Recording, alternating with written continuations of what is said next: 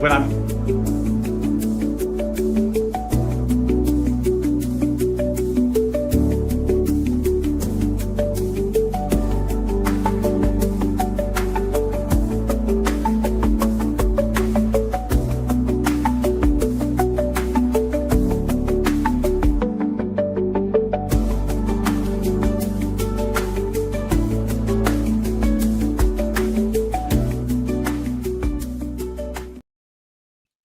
Hey, chat. Sorry, guys. Ryan and I were talking in the back, and Ryan, I think if you have that little button up there, you could see like stream to your channel. I think it should be up there. It is working. It is working. Okay, perfect. I see my chatters mixing with your chatters. So Okay, good. we've crossed the streams. Yes, Ghostbusters style. yes, and yes, I was bit chat. Shush. Redact. Yes, yes. That's right, chat. You think the files redact themselves? That's Yeah, I lawyers' mean, work. yeah, I've had to redact things before. I'm pretty good at it with Adobe. I can redact like a mofo. But anyways, got the best transparency device around ever. It's so transparent. Yeah. It's actually funny we're talking about that. This is one of those like lawyers' nightmares where this is like deep in the weeds of like the boring part of law, but Yeah. you get somebody to redact a document for you and they put on the black bars, right? Yes. And then you're about to send it and you're like, did you flatten it? Are you sure these redactions are not removable? Yeah. And you always got to double check it because you have that nightmare scenario where something Or more importantly, did you, or if you have to do it the old-fashioned way where you're actually using a marker, did you then take the copies and run them again to get it out? Yeah. Because a lot of times if people just think, oh, I could just redact it and run a copy, and it's like, no, it still shines through. You could still read them. I mean, this is serious business. Yes. Yes, and yes. Oh, by the way, Bud Gaff there, man, he made me the most fire intro graphic. It is so dope. It's up on my X profile. I'm gonna be demoing it next time I'm solo streaming. But oh, man, it is super sweet. So thanks, buddy. And guys, yeah, so guys, you know this guy, he is a friend of the show, Ryan Mulally, natural law, world-renowned jurist, and legal philosopher. Appreciate, man. What a lovely intro. Yeah, and novice YouTuber. So I have this. Not at this point. Not at this point. Well, you know what? It's funny. I take it as a compliment, right? Like I have this tiny little channel, and everyone tells me that when you're trying to like start off and you're looking at your metrics, everybody gets their subscriber count up and then struggles to get their watch hours. I've already hit all the watch hour metrics because people actually tune into the live streams and we have a cool community that's growing. My problem is I just don't have any subs. So, but like it's growing and I'm deeply thankful to you. I'm deeply thankful to the community. It's actually, people have been really supportive and it's been really cool to watch the community grow. So happy to be here, Sean. Yeah, no, I was going to say, that was kind of how it worked for me. I ended up, I streamed a trial when I first started doing this, and you run 8 hours long and a couple hundred people watch it, and it's like, boom, you got your watch hours right away. And then after that, you're like, what do I, this is getting the rest of this up, getting the rest of the subscribers is the problem. Well, maybe a few viewers here could do me a solid, and who knows? Who knows? You guys, show Ryan some love. He would appreciate it. He would appreciate it. Yeah, thank you guys. No, but I really do appreciate it. And Sean, I appreciate the collaborations. I think these are fun, especially with something like this, where like the Epstein stuff comes out and it's so sensational and so attention getting, but there is like a little bit of background and technicality that goes into stuff like this. And you know how the news is. It's a lot of people trying to make you watch the ball. Move the ball around. And it's good to give the people a little bit of legal substance so they can figure out what they think about things like this. Yeah. And this is, and I would just say, I think the most interesting part with these, these Epstein emails, and this is kind of where I'm at with it. Regardless of who you think is screwed with them at this point, if there were really any smoking guns, those things would have already hit the ground at some point. And I think the past week has really shown us that what they have isn't, they're, that it turned into, oh my God, these were like going to be bombshells. And this is actually one of the funnier things with Trump. It's Tim Pool kind of says it, like Trump can like walk along, he hits a banana peel and does a black flip and lands on his feet. And then it's ironic because then 5 feet later, Trump just walks and face plants. And it's never the attacks that screw him up. He screws himself up. And I think the Epstein Files is kind of one of those to me, because Trump is he's retarded. And Trump acts and I'm not afraid to say that he is, and he'll do stupid things just out of just the gut reaction. And I get part of why he is successful. What he's done is he makes those gut reactions, and most of the time they work. But when it comes to this stuff, he makes these gut reactions, or maybe he's my name's going to be in there, and he's embarrassed and his ego can't handle it, and it's really nothing bad. But he's just like, I so want to avoid my name even popping up with it. He completely gets stupid about it. And then it creates all these issues. At first he's like, well, I'm going to do all this. And then, Kash Patel tells him like, hey boss, like your name's in here a bunch. And then he panics and acts like an idiot. And now we're at the point where the House is basically like 420-1 voted to release him. Well, I mean, he could not. If you had gone to a lab and tried to like genetically engineer a worse way of handling the Epstein Files issue, yes, I'm not sure you could have come up with one. Like, I mean, he really screwed this one up badly. And the reason he screwed it up badly is he came in guns blazing on this issue. Oh, and I wanted him to drop it. Yeah. But also, and this is the thing, I think he underestimated the fact that amongst his supporters, everybody wants them to drop. Like, if you think about the evolution of the Trump base, like go back to 2016 with Hillary, right? Yeah. And like an element of the Trump base was like the QAnon crowd, right? What did the QAnon crowd care about? An elite ring of pedophiles that was controlling the government. Not just Who's pedophiles, Jeffrey Epstein? But the globalists running a bunch of pedophile goblins and psychic vampires. But I mean, Jeffrey Epstein is like the QAnon conspiracy come to life. Yeah, he's the main boss. This is like, but I'm saying like of all the issues out there, there's a lot of issues where Trump can tell his base, I know better, trust my judgment. This ain't it. This ain't one of them. No. This is the one that like people are going to go to the mat on. And I think he was a little slow to realize it. And I will say, since then, this past week, the left has completely fumbled. Like it's to and we're gonna get like some of these emails here. These are, some of these emails are just the way the left has done this is completely, I think, destroy whatever they thought they were going to get out of it. There was some really underhanded stuff that was done with that particular email that they released. Oh, about Virginia Giuffre? Yeah. But that ruined it. But maybe just backing up to give a little bit of perspective, because like I think for people who weren't enmeshed in this, Jeffrey Epstein was, I mean, he's known as a pedophile and as a sex criminal. That's how we know him as. But Jeffrey Epstein was a professional networker of the highest possible, most elite magnitude. So the answer to the question is of like, who did he communicate with?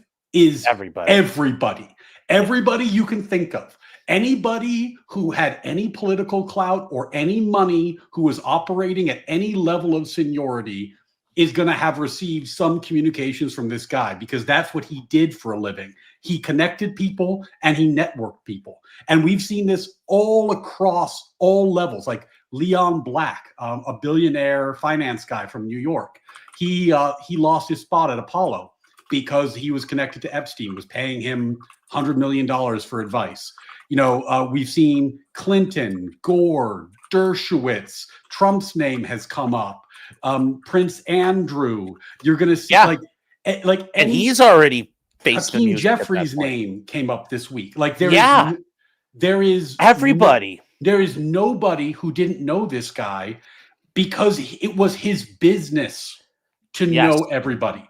And just because he knew you does not mean you were engaged in his shady sexual behaviors. No. So, and this is going to be the challenge, is that we're talking about, when people talk about the Epstein Files, and sorry, I'm going on a rant. I think that conjures in people's minds the idea that there's a folder somewhere with a discrete list of names. Yes, guys I fuck kids with. Yeah, it's millions of pages of documents grabbed from various accounts and Rolodexes and call logs pieced together. It's millions of documents, and everybody's name is going to be in there. So it's going to be, as we get these names released, it's going to be a fucking wild ride. Yes, I agree. And when we mean everyone, guys, like literally anybody worth knowing, and people you might not even think worth knowing, but it literally was everyone. Yeah, I mean, at that level, like, as much as lawyers think we're worth knowing, we're actually not worth knowing. No, but despite my outrageous hourly rate, I'm viewed as a plumber by the people who are worth knowing. Like, they have a problem, they call someone like me and they're like, "Can you fix this?" Right? Like, there's 535 people I guarantee you he knew at more than, like, on a rotating basis. Yeah. And it took me a second. I feel like a bum. I couldn't find this right away, but nice. Everyone. Yeah, and it also kind of lends credence to, and it's kind of like the idea with Ghislaine Maxwell and what Ghislaine's dad was doing. Robert Maxwell was very much the same guy and was rumored to have ties with and other intelligence agencies. And also a very common thing. People traffic in information.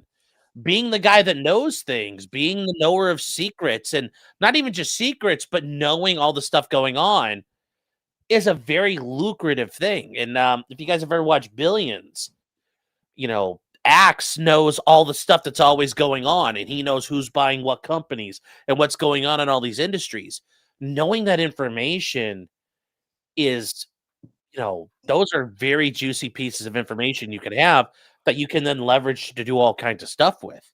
And that's how Epstein used that, being friends with everybody. He learned enough to know what's going on that if I talk to 10 people in this industry and they're all in different companies, I know what's going on in that industry and I can use that to my advantage. Yeah. And this is why you're going to see he donated to everyone's political campaigns. I think it's going to cross party lines. I think I saw some stat that said it was majority Democrats, but you're going to see Republicans too, right? Because he wants to be at the fundraiser. Yeah. He wants to meet you. And when he meets you, he can tell you, guess what I know, right? Or who can I introduce you to, right? Like, that's the game he was playing. So Lucky Limes, you're saying to what advantage? If I'm friends with both sides of the fence, I'm safe. That's another big thing. If I have friends on both sides, on both teams, guess what? Who's going to come to bat for me? Both teams. They're not going to fight me because I'm the guy in the middle. Yeah, like, there's an advantage at times of being the man in the middle. Well, and like, you look at the Leon Black example I gave earlier. Leon Black, and you can read between the lines however you want, but Leon Black paid Epstein over $100 million for what I think it was tax advice.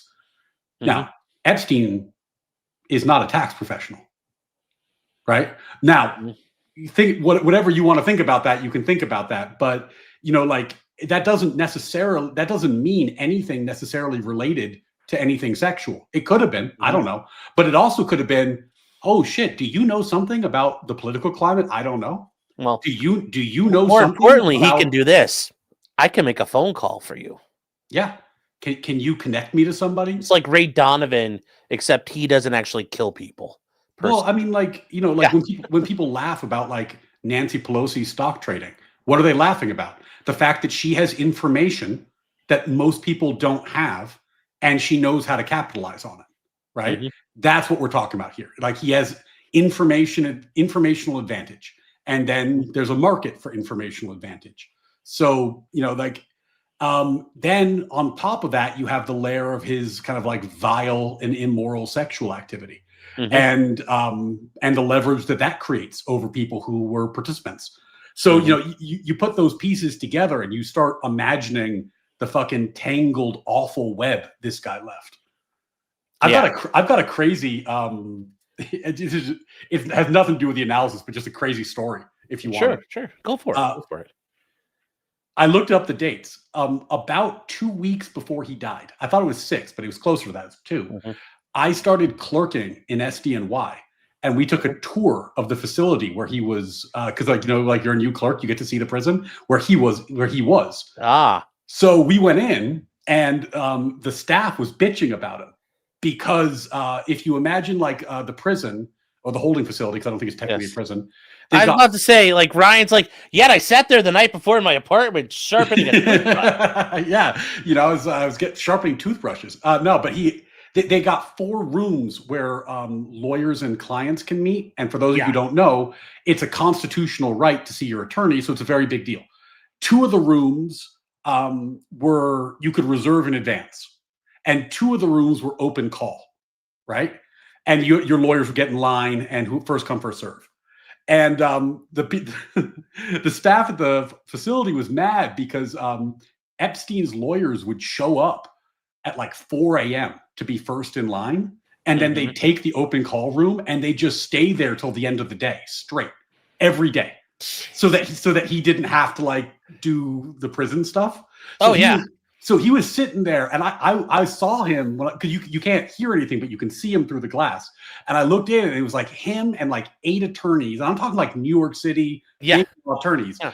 That room had like a billable hour of like $30,000. Yeah, but they're coming in 10 hours a day, and the staff is pissed because now they can't use the room because they constitutionally can't kick him out. But at the same time, like every other prisoner can't see their attorney now, so they're all fucking mad. And we're like, oh man, that's crazy. And then like 2 weeks later, he's dead.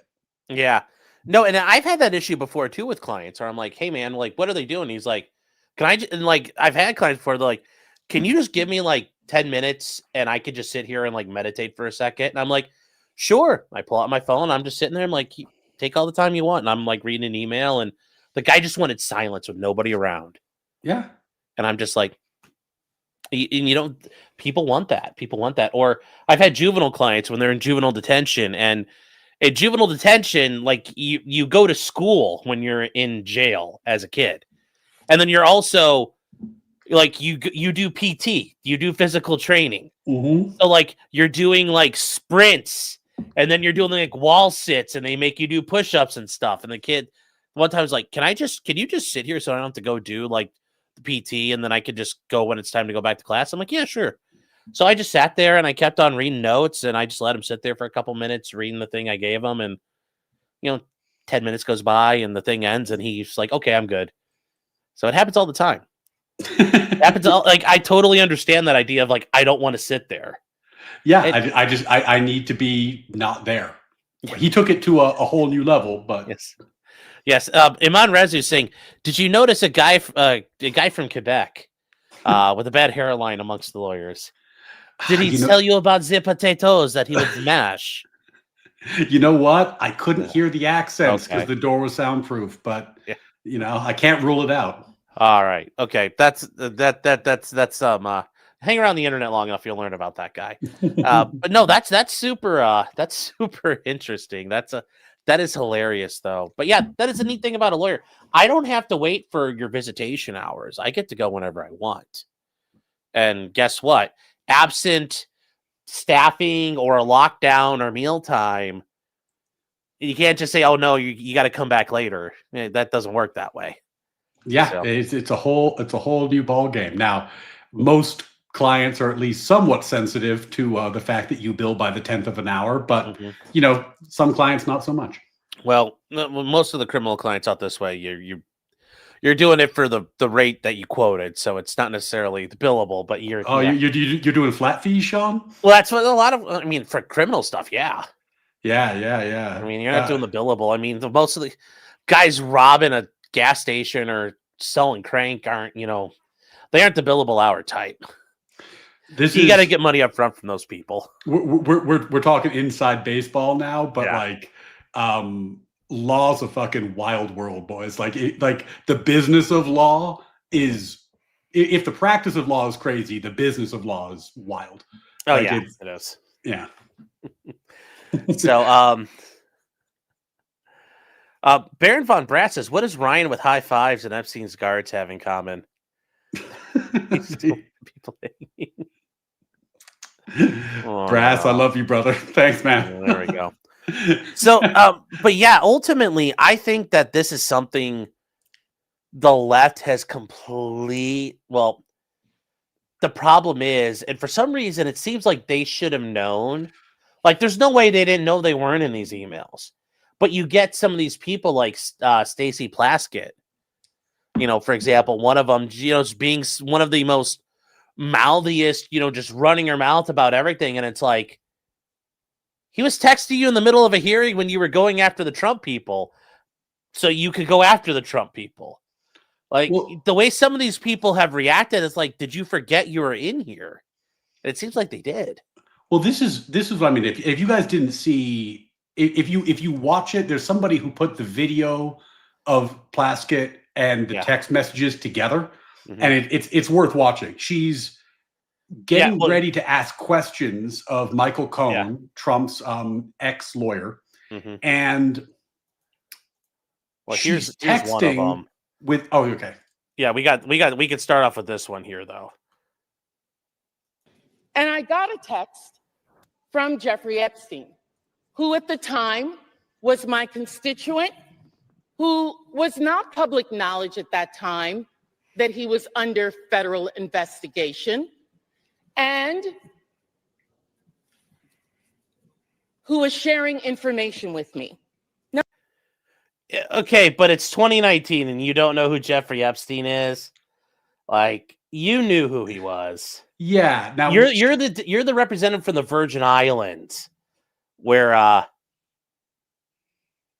well, just Epstein Island was. To give you a little more color on that, with the Leon Black story I was telling earlier, Leon Black had to pay a $60 million plus settlement to the Virgin Islands related to Jeffrey Epstein. Of course, there's no admission of guilt there, but there's a deep well there. But also, Jeffrey Epstein had been convicted in 2008, I think. So this was his second investigation, right? But he had already been convicted. But the thing about this is, just to the point I was making earlier about the level of his connections, he has, I mean, I guess she's not a congressperson. She's the delegate from the U.S. Virgin Islands, but he has her personal cell phone number and is texting her questions to ask of Michael Cohen at a congressional hearing, and she does it, right? So like the level of influence he had over people was enormous. Like, I have no Congress people on speed dial. I have nobody in Congress will read my text messages out loud on command. Like that's the level of influence this guy had. Yes, we're both in that. I wish we could I wish we had that kind of thing, but yeah, it's sadly we don't have that kind of pull. I wish I did. I wish you get it at 100K subs. Don't worry about it. Yeah, that's with the play button. Yeah. I just got to get to 27 at this point. He's worried about 100K, and I'm like, I need to get past 27K. that's like my next insurmountable barrier. But this is actually Stacey Plaskett in the hearings. And here we go.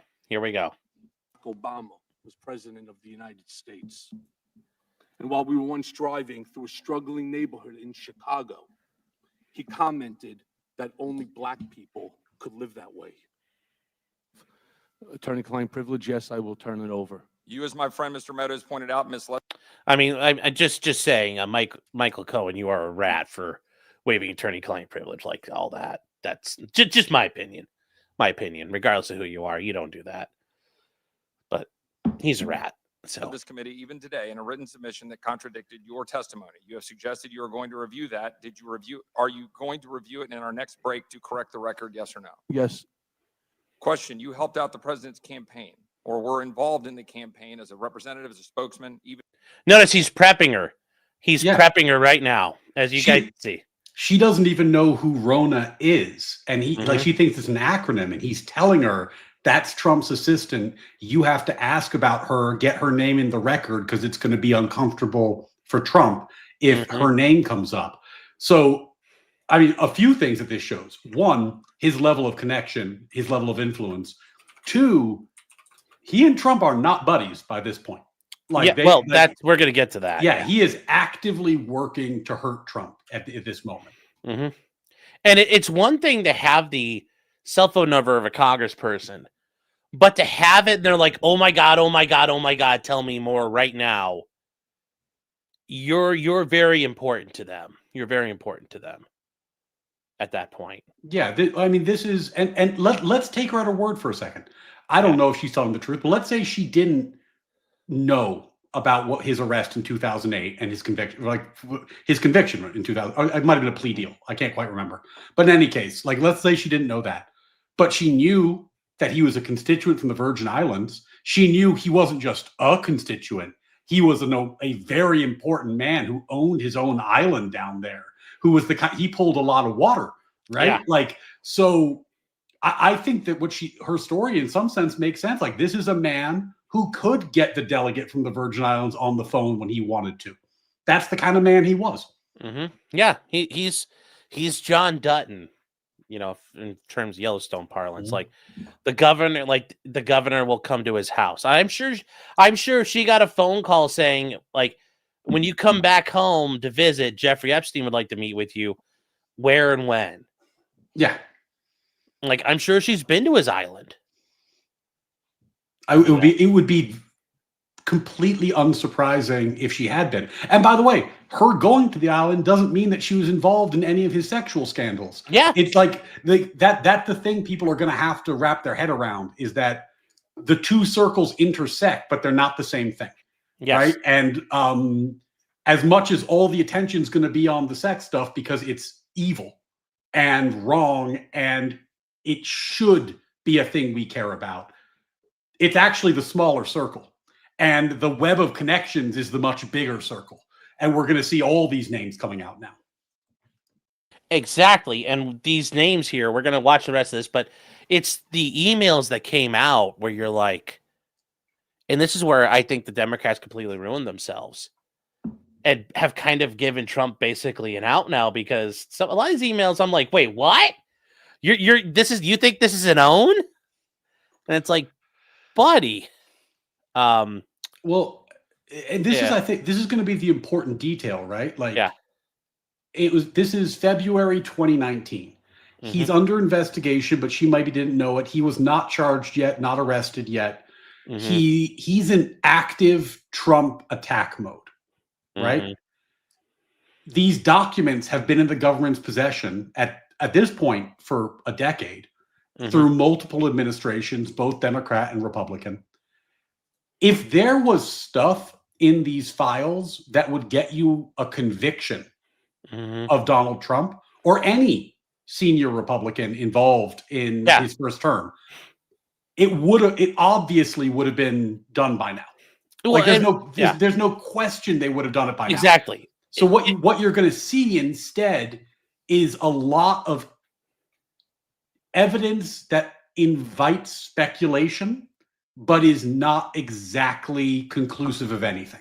Exactly. And that's what I think you're going to see. Because if they had more than that, I don't know why. I mean, if you're going to charge him for inappropriately keeping and maintaining confidential and business classified records, you know, or the business records, like, why wouldn't you charge him with this, which is 100 times worse? Yeah. You know, like, obviously they would have if they had the goods. So I have to assume they don't have the goods. Oh, I don't think they had the goods. And, you know, there's so much that, like, Trump, like, Rachel Maddow got a hold of how many years of Trump's tax filings?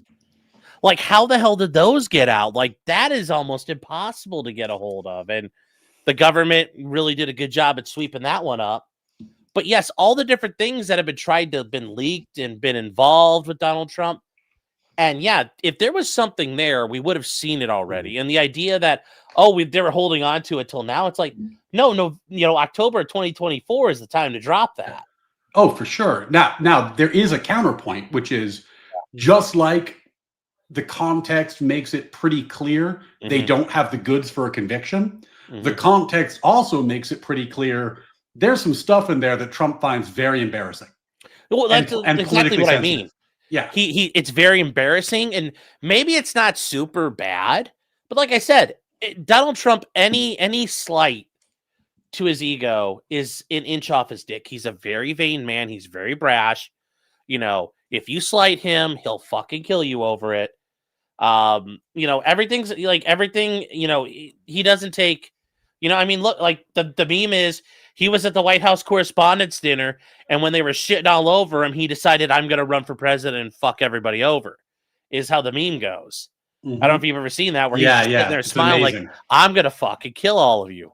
And yes, he is nasty like that. So yes, I get the idea. Like I said, he's bumbling around and panicking and but now it's all coming out and we're like, why did you hide all this? It's really stupid.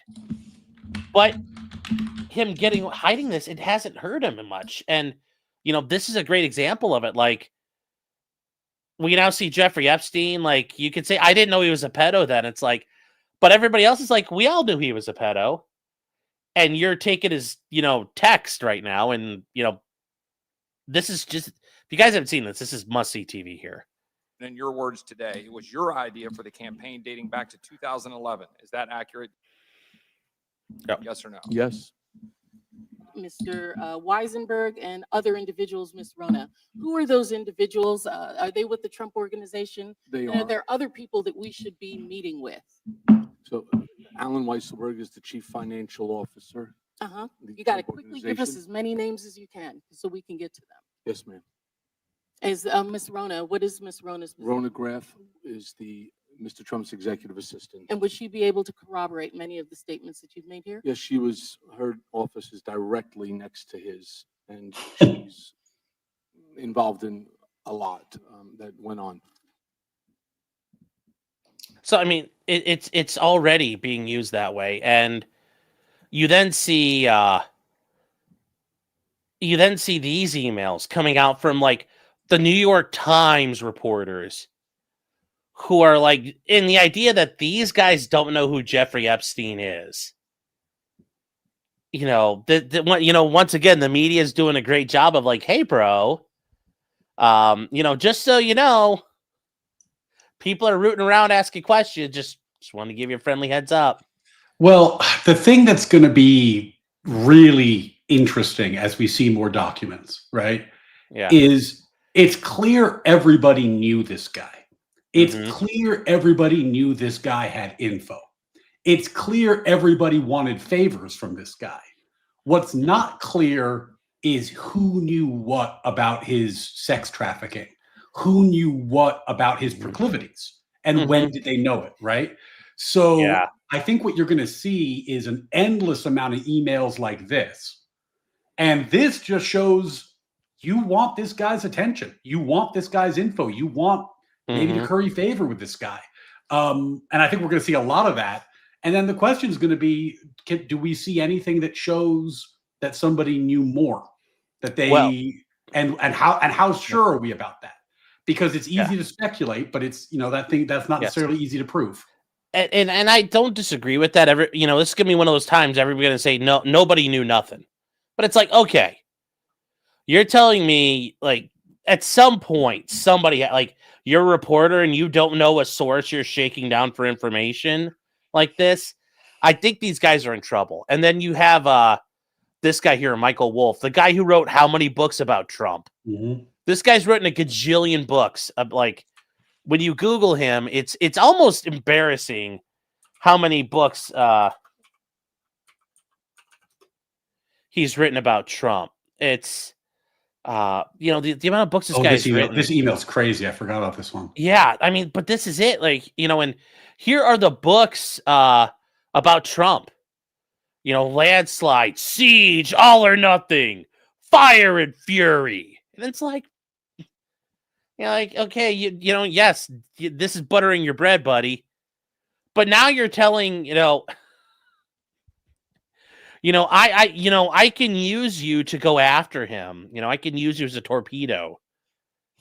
And it's just like, there's no way you didn't know who these reporters are supposed to be the savvy people, like I'm writing these books and talking to insiders, you know who these people are. You do.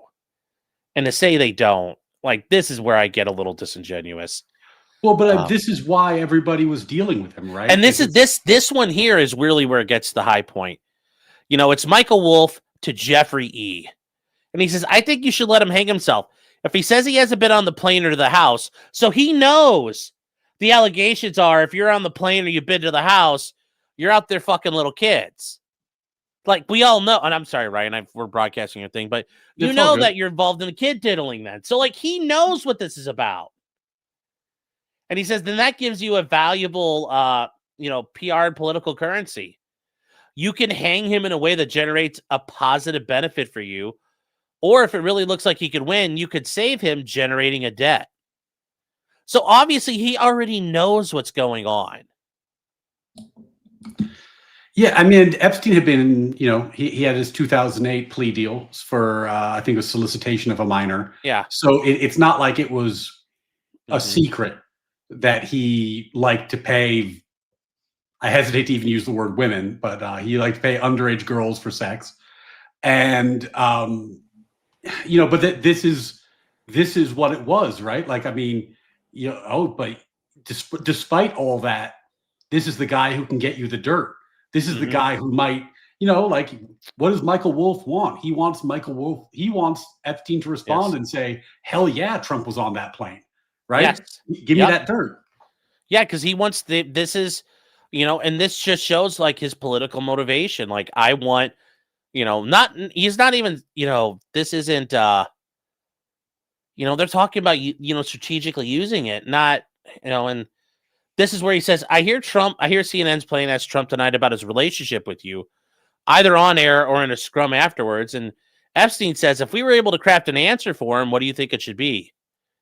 So already it sounds like crafting an answer for him sounds like they're saying craft an answer for CNN, which it's like, now we have the press, but we already knew this. The guy from NBC had gotten in trouble for, I think it was John Harwood, had gotten in trouble for basically screwing with the debates. Mm-hmm.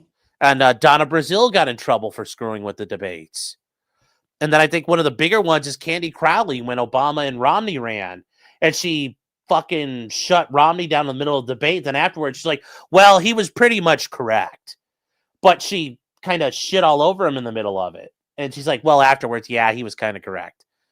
It's just, this just shows you that this cabal, and the meme of you don't really hate journalists as much as you should, I think is really personified here. Like, this Michael Wolff guy is an absolute fucking scumbag. Well, and I think one of your chatters asked earlier, like, Epstein developed this network, and they said, to what end? This is a small example of that, right? Yes. You have this giant network. So when something's interesting is about to happen in the press, a very senior member of the media contacts you, alerts you, and, you engage in a dialogue on them, suggesting maybe that there might be some way to control the answer to the question, or at least suggest an answer and then play it out strategically. So, like, to what end? Yes. It's like when you're playing the favors game, now Michael Wolff's doing you a favor. Why? Because he wants a favor in return. And so the wheel turns, right? This guy had his fingers in every pie. Yes, the power he had, he could shape, this is like secession. He can shape media narratives if he wants to. All he does is lift his fingers and says something and it'll happen. He could have said, yeah, there was kids on the planes and there was a pony on the plane. And guess what CNN would have asked Trump? Was there a pony on the airplane, Mr. Trump? Like, whatever he says, they would have gone along with. Yeah. That is true power. And then I think it's funny that in Michael Wolff, in his last sentence, he says, of course, it's possible that when asked, Trump will say Jeffrey's a great guy and has gotten a raw deal and is victim of political correctness, which is to be outlawed in the Trump regime. Like, I mean? Like, oh, yeah, of course, Mr. Epstein, it's very possible that Trump's going to say all these nice things about you, despite the fact that we both know kind of what you've been up to.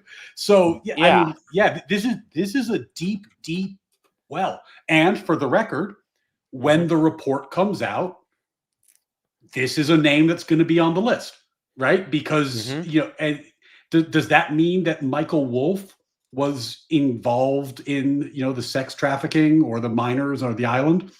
No, but there's going to be speculation about what he knew because his name's going to be on this list because of emails like this. And guys, it's not just people on the left we're going to focus on. Like, this is something here. This one here. Yeah. Steve Bannon. Can we talk about Jeffrey Epstein's fucking email address? Yes. JEE Vacation? Well, I think that's Jeffrey Epstein Vacation. Like, he has a vacation email account. Yeah, maybe he's always on vacation living his life. That's a wild email. But anyway, sorry. No, but so let's start off down below. And Steve Bannon saying, yes, but let's discuss there's a crazed jihad against you. I've never seen anything like it. And I've seen a lot. And the thing is, Steve Bannon is not an idiot. He's a very savvy guy. He was an intelligence officer when he was in the military. So, obviously he knows you look into people, you do due diligence. And Epstein says, yes, no worry. November is too important to risk diversion, mission first. Well, that didn't turn out to be a correct assessment there, Jeffrey. Because, you had fun at the MCC. And then Steve Bannon says, but somebody has you in the gun sights. And Jeffrey Epstein's asking Steve Bannon, Trump's architect of 2016, do you have any ideas on who's coming after me? So Bannon's already knowing they're coming. Because, why would he be in the gun sights? Because you're a pedophile. And why are you talking to this guy, Bannon? Yeah.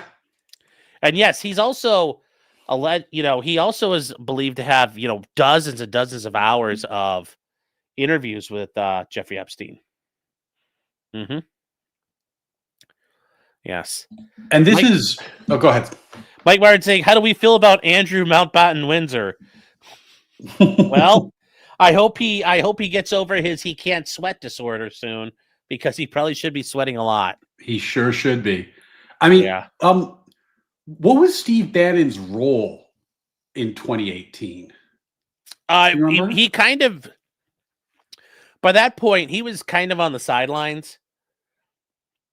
He wasn't really big in the he wasn't as big at that point. Like by this point, Trump had, done his listening to letting Jared and Ivanka whisper in his ear and letting a lot of the establishment send in a lot of hacks to the administration. So Steve Bannon had kind of already been pushed to the side already, and he was out on the edge.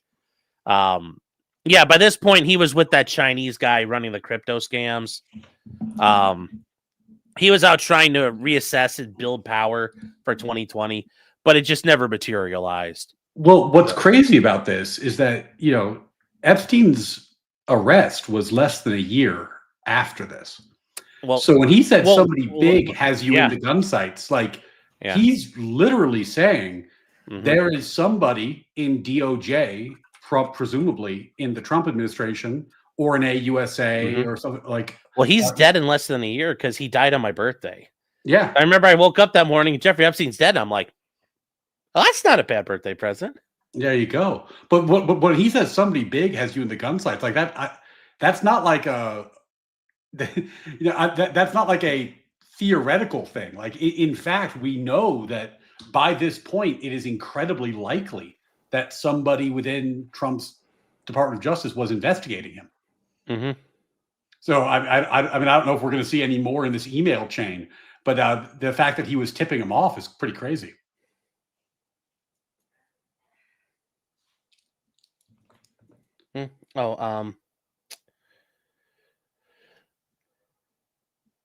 Okay. Sorry, I was just reading. Somebody sent me an update on Nate. Yeah, looks like guys, if you're wondering, I guess Nate is they're still working on Nate as of last people knew he was still in surgery. Jesus. So no, I mean, it sounds like it was going to be a pretty big surgery. I just saw the update. Yeah, I mean, having a 12-hour surgery and when they're digging around in your skull is not uncommon. So sounds like it's still going though, but that's kind of out there. Sorry, I didn't mean to drop Yeah, that in and there that if way. you but- have not subbed to Nate the Lawyer yet, go sub to Nate the Lawyer right now. You Very know, true. honestly, thoughts and prayers. I think there's a Yeah. big drive to get him to 1 million subs when Yes. he wakes up. Like, you know, he seems like a really nice guy, and it would be. Oh, Nate's a great guy. Yeah. You'd like him. Yeah, yeah. He's originally from the New York area, so you guys, you and him would get along great. Get a chopped cheese or whatever it is you guys eat up there. Yeah, chop it up. No, but Yeah. honestly, he seems like a great guy, and I hope everyone's pulling for him. Yeah, and guys, like I said, if you don't pray, positive thoughts would be great for him. But if you do pray, certainly say a prayer for him still out there. But yeah, going back to this, like Steve Bannon, like all these people. And yes, when you amass this this is true power on display here. And you see, you know, these reporters are all fawning over you. And it gets to the point of just looking at all these emails. We then earlier this week, this is the email that popped out. This is the one they tried to say, "Oh, look, we've got Trump now," and they did victim. Yeah, And this is where the Democrats, I'm like, you know, like if they weren't so stupid, you know, Trump would be in so much trouble. But they released this and tried to redact it. I mean, this is Virginia Giuffre, and she's like, "Yeah, Trump never did anything to me." And they tried to hide this to screw him over. And look, I'm not gonna lie. Like when I saw this email for the first time on X, I was like, "Holy shit, that's a bombshell!" Oh right? no, I thought this was bullshit from the start. I'm like, why are we okay, just well, now seeing this? you're a better man than me. They got me. Like, because I saw this and I was like, "Holy fuck!" Because like, look, Yeah, if that was a victim who was still at large, had never testified, right? Mhm. And then you could call that person into Congress and do congressional testimony. That would be a big ass story. That would be a big ass story. Yes. But this woman, who I believe is passed, has already testified under oath that Trump never did anything untowards with her, ever. Yes. Right?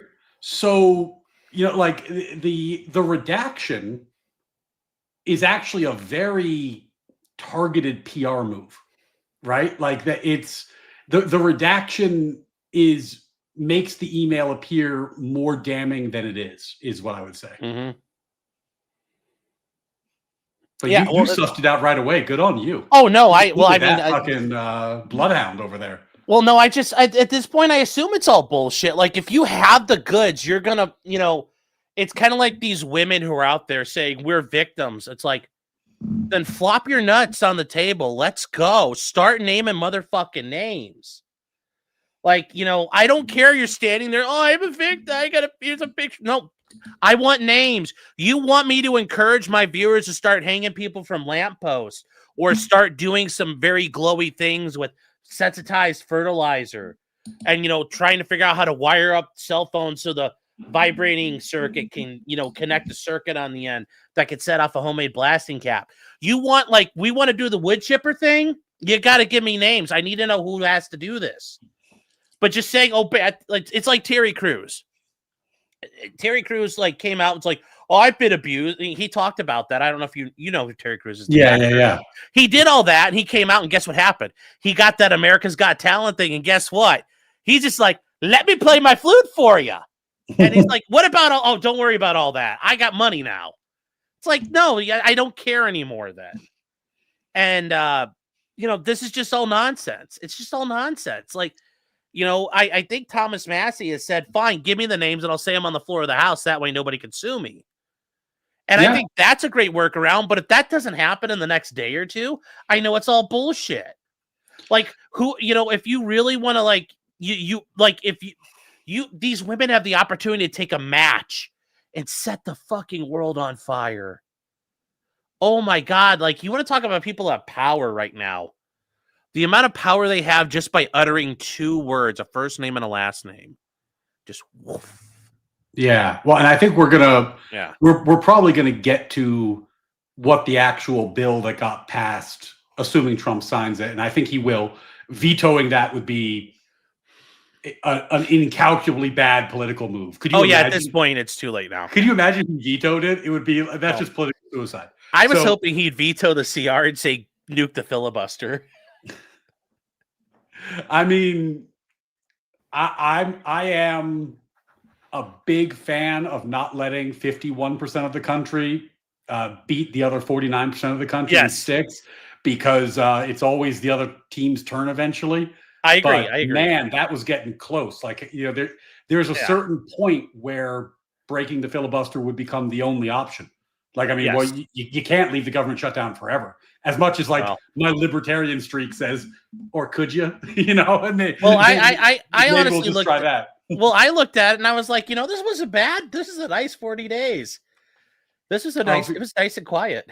People are saying he signed it, which makes sense. I mean, he has to Yeah. sign it. So we should actually look at some after we're done with the emails at what the law actually does Yeah, we're gonna take and a what look it at doesn't do, because it Mhm. gives Trump some pretty major tools if he wants to use them, and it looks like he will. Oh yeah, and well, I mean that's a thing. Yeah, well, we're gonna see as the black bars of transparency are still gonna come out regardless. Oh yeah, And we're gonna and Ryan, I apologize for getting a little Fed posty there, but I'm just saying, when you want people to do something, then and I guess that's just part of me being a defense attorney. It's like come on, like we don't we can't keep fucking about like this. Like, if you're gonna do it, do it. Don't talk about it. Like, do it. Don't we got to get this going. If it's well, bad. here's what you're right, I think, to be suspicious about. Right? When did this email come out? It was the day the Monday CR was morning. signed, right? Yeah. Right? And why did it happen right then? Because the Democrats just took the fucking L of all L's. They were on the verge of a terrible news cycle.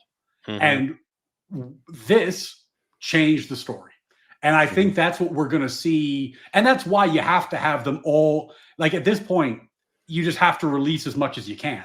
Yeah. Because if you don't, every time the Trump administration does anything good, there's going to be an Epstein email, right? Like, it's going to be like, Trump has peace in the Middle East, Epstein email, right? It's going to like, you have to rip the Band-Aid. There's no other path forward at this point. But this is just an example of how desperate they were. They're like, see, Jeffrey Epstein said Donald Trump's a bad guy. And it's like, when evil men curse your name, that's actually not a bad thing. If you're relying on the convicted pedophile for, that's who you're relying on. It's like, and they didn't realize that, like, the DNC ran with this.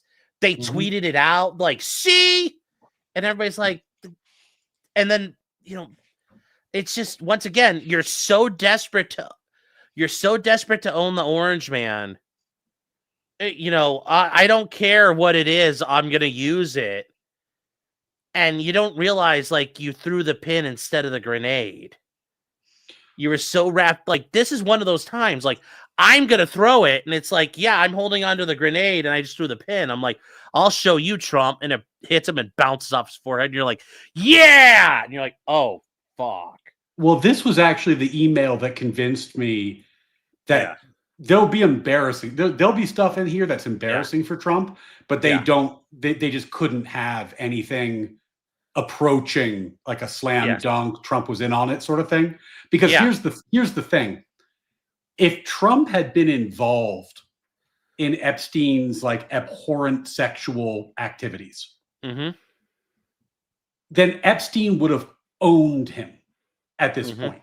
You know what I mean? Like, you're talking about a networker or a blackmailer, like that kind. Like, there's no reason for him to be shit talking him to Larry Summers if he owns him. If he's got like incontrovertible proof that Trump is back there with fucking minors, right? Like, what? Like, why would you do that? You own the guy. Why would you shit talk him? He's now your tool, not your enemy.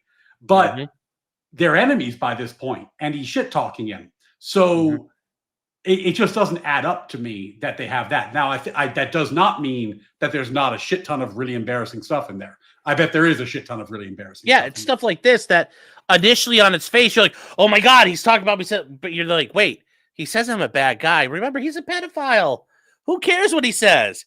But Trump panicked and did this and covered up something. You'd been like, if they came out, you'd been like, meh, like, oh well, like, oh no, the evil men think you're bad. Like, Yeah. Now, You didn't have to. one of your chatters has a theory that does make my blood run a little cold, uh, which is that this will be the thing that pushes the sane Democrats, i.e., the 1990s style Democrats, out of the Democratic Party because they're all connected. Oh, yeah. Then the new DSA, Zoran Mondani type Democrats are going to take over. well, Joy. you crawl into bed with the Bolsheviks. That might happen at some point. That's why you don't let them. That's why you don't give them out. If you've got kids, you've probably read the book. If you give a mouse a cookie, Yeah. to them, they gave Mamdani and the commies a cookie, and soon they're gonna be Mamdami's gonna be sleeping in their bed, and like that's what the left. They thought this was the way forward. So, I mean, it's so funny because what are they going to say? They're going to be like, well, it's not that I endorse socialism or communism, but like that's where the energy is, the party is, and we got to harness the energy. And it's like, okay, yeah, you're somehow gonna redirect that freight train. Yeah. No. Nope. It's going to be the party of Hassan Pikers sooner than later. Anonymous says, jokes aside, at what point do these emails become hearsay? I mean, at this point they are. Like, it's hearsay. It's an out-of-court statement. But, I mean, I have no reason to believe these aren't Jeffrey Epstein's. I think is what you're kind of worried about, like the reliance are like, how can we verify these are true statements? And it's like, I don't think anybody's, they're all going to be true statements. It's just, what is he saying?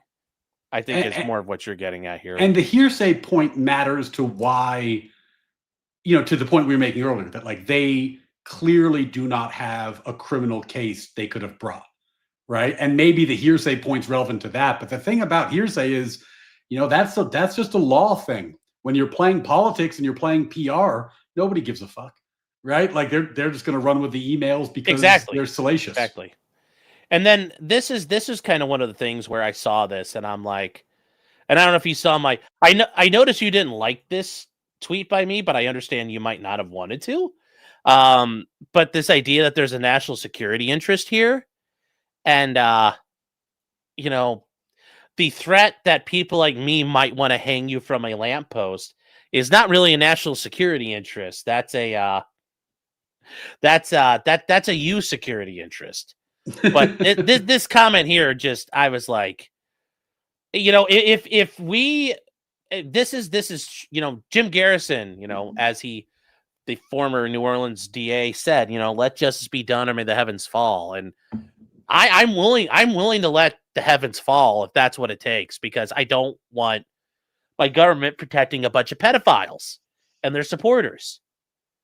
Like, I want all the names out there. I want everybody to be known. Well, look, there was a time when maybe there was enough trust or goodwill that somebody could have played that card. Like, look, trust us.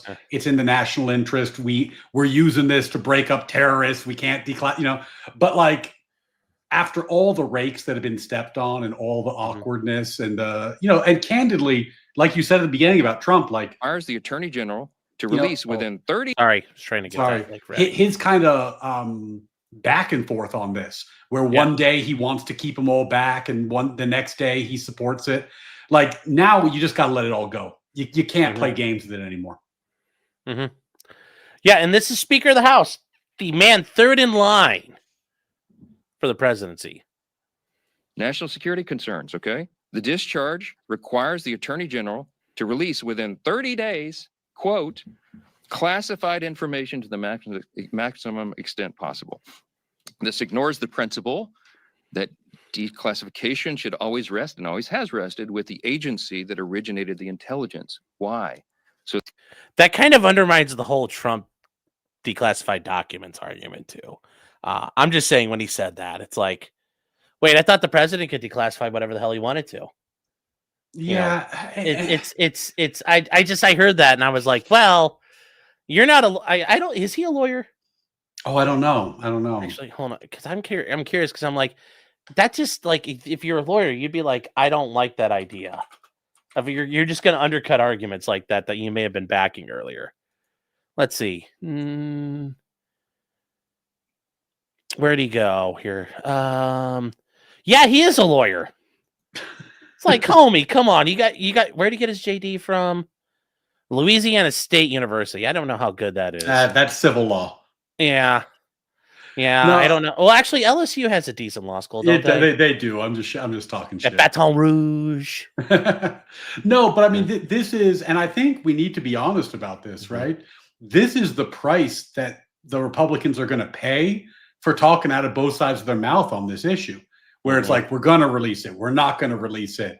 You know, Marjorie Taylor Greene and Lauren Boebert need to get called into the situation rooms, and they're traitors for wanting to release it. Massey's an asshole for wanting to release it. Okay, we're going to release it. Oh, we shouldn't make it unconfidential. The agency heads decide that. Okay, we're going to make it not, like the story keeps changing.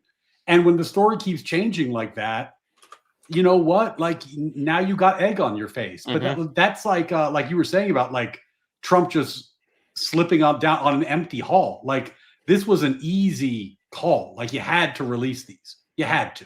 And you know that there's going to be a political price to be paid for all the waffling. You know, because I mean, I don't think anybody saw that press conference who was like, yeah, that makes sense. Protect those pedophiles. Yeah, like I don't care. I don't care. Like you worried about people like me possibly trying to kill people like you. That you know, like you know, it's like, you know, guys out in the Bering Sea catching crabs might get yanked off the boat. Well, people might take a shot at you if they find out you're corrupt, or you might get tarred and feathered. I mean, you know, oh well. Yeah. I mean, I think that, look, there's going to be a lot of technical stuff that goes into the release, especially now that Trump's opened another investigation, which is going to further complicate things. But the optics of the way this was messaged were just fucking terrible. Oh, I agree. They were just fucking terrible.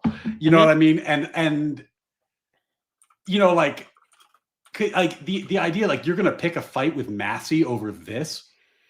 Like Massey's like, we should have the names of the people who are pedophiles, and he was like, nah, that seems like a bad idea. Like, I mean, that just you know, that whatever you think about or how loyal you are to Trump, whatever, just from a PR optics, like politics tactics standpoint, this was just not well done.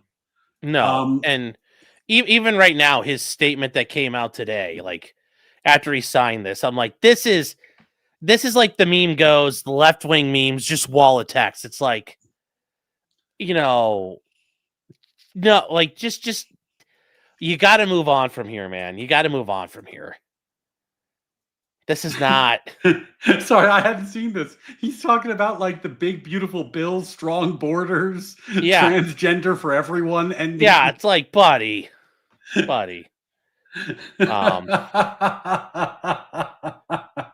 Yeah, it's just like, holy Jesus Christ.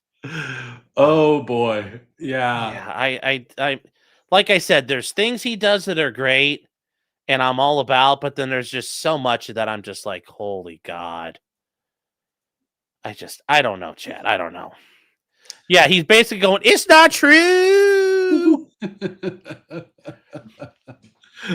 Now, I mean, he led, I think, with the most important fact, the one he really should be talking about. Yes. Which is like, I put him in jail.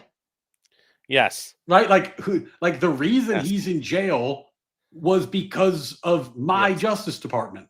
Like we're the ones who charged him with crimes, and then he killed himself before he faced trial. So, you know, like the idea that he and I were on some like great terms is kind of laughable, right? Like obviously, you know, that there was certainly bad blood there, and that's ultimately what took Epstein down. That's the fact he should be leading with. But like, yeah, this whole thing is a bit much, huh?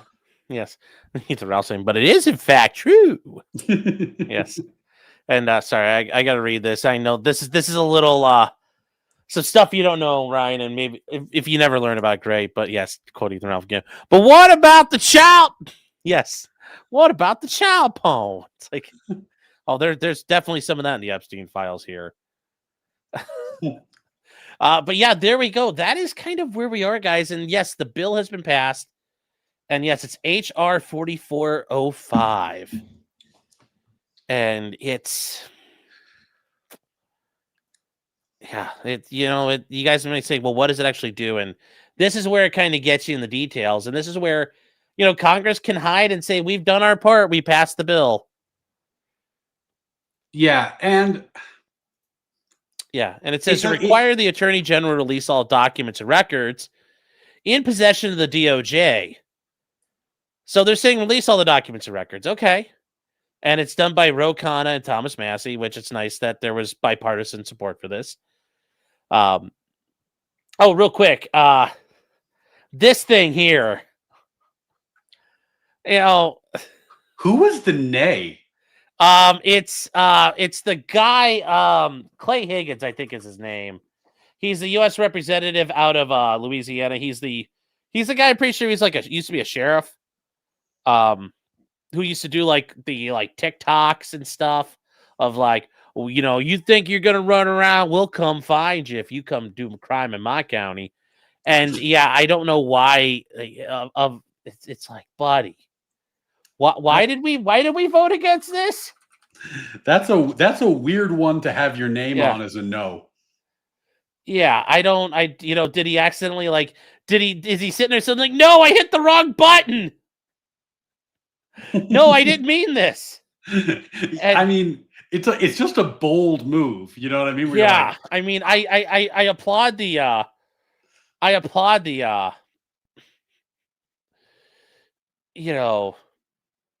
and here's what he's arguing, and here's what his statement was. He says, "I have been a principled no from the beginning." It's like, I don't know. Okay. What was wrong with the bill 3 months ago is still wrong today. It bandits 250 years of criminal justice procedure in America. Well, let me tell you something, Representative Higgins. The idea of having any criminal justice in America up until about 50 years ago was not really a thing. So I'm just saying, given what the government could get away with for a long time. Yeah. As written, this bill reveals and injures thousands of innocent people, witnesses, people who provided alibis, family members, etc. If enacted in its current form, this type of broad reveal of investigative files released to a rabid media will absolutely result in innocent people being hurt. Not by my vote. The Oversight Committee is conducting a thorough investigation that has already released well over 60,000 pages of documents from the Epstein case. That effort will continue in a manner that provides all due protections. But why are you going to do that if everything else is getting released?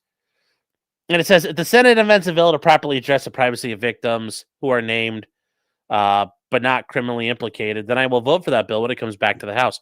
Well, my bigger question is, why aren't a lot more people criminally implicated?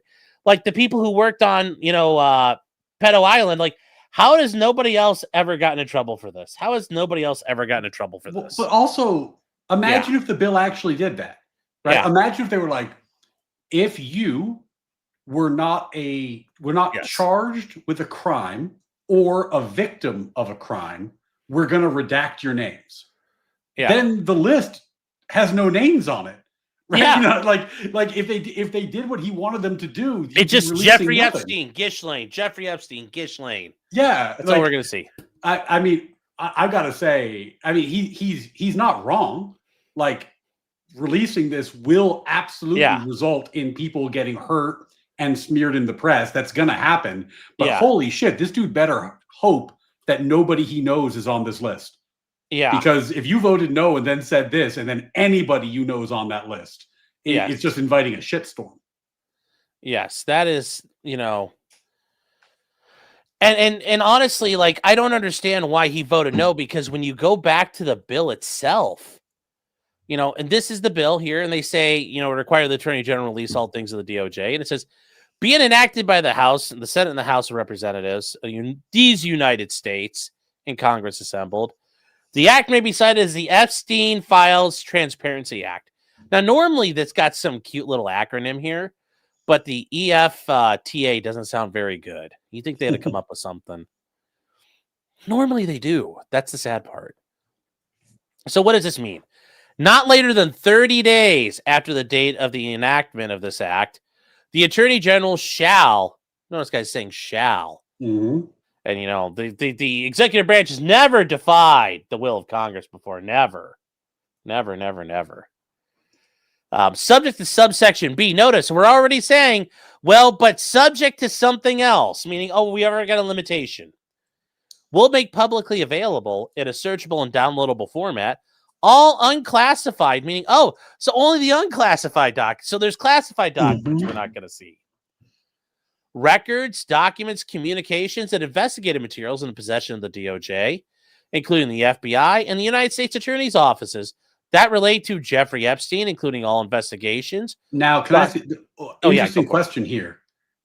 Investigative materials. That I would read that to include like memos. Like if DOJ wrote a memo about about their case theory, that would be included. Now, I think that might be classified, but it would they could argue it's work product, or it's revealing, as the police love to say, and I'm sure your time in the federal court system reveals tactics, techniques, and procedures of law enforcement abilities. You always got to protect those. Yeah, but it's weird, right? Because it's like, if you're like, you really don't want to be invoking privilege if you're Trump unless you have to. So there's going to be a very delicate optics fight there. Yes, the flight logs or travel records, including the manifest itineraries, pilot records, customs and immigration documents for any aircraft, vessel, or vehicle owned, operated, or used by Epstein. Also, everything about Ghislaine Maxwell. So I think we're going to get to see all the documents, although some of her transcripts from when she interviewed the House Oversight, when she interviewed with the oversight people, some of that's been released, but I guess we'll get to see that. That's actually something I'm kind of curious about, what she has to say. That actually will be interesting, I think. Yeah.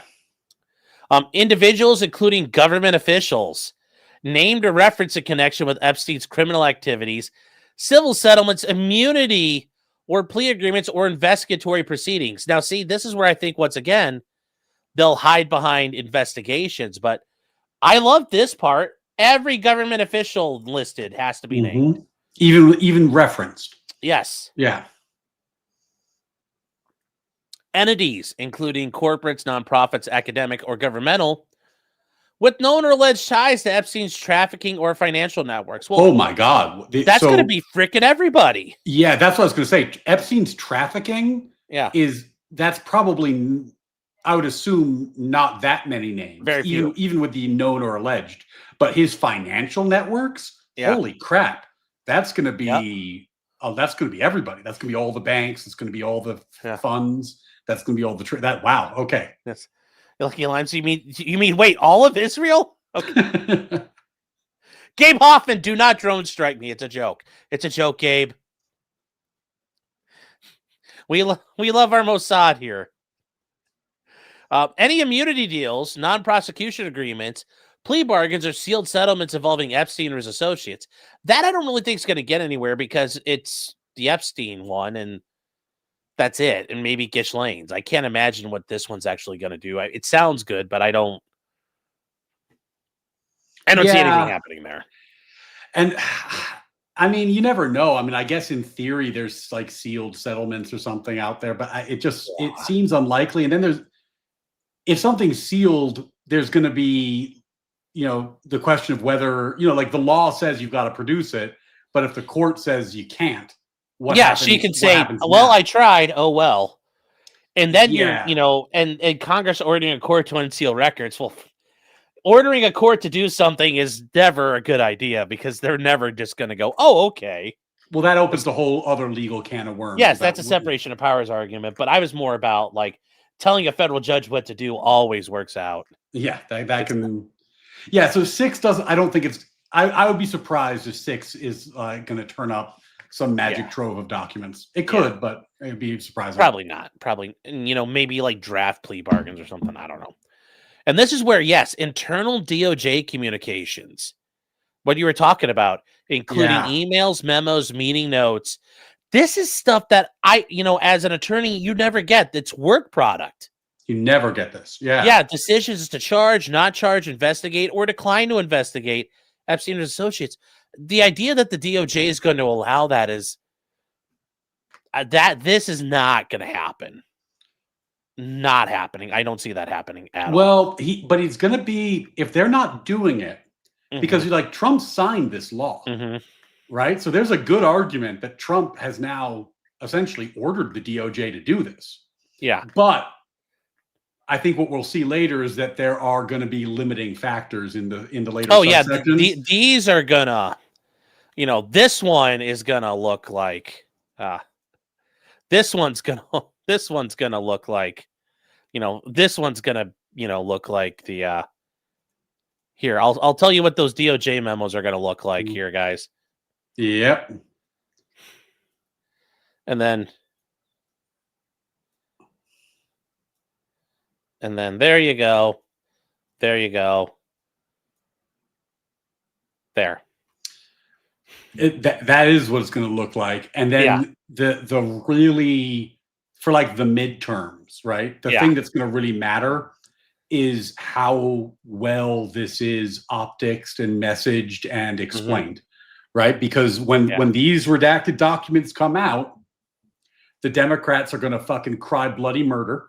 And hopefully by then, the Trump administration has a more concrete explanation of why they're redacting what and why it's black, Jesus. Yes. And the basis for it.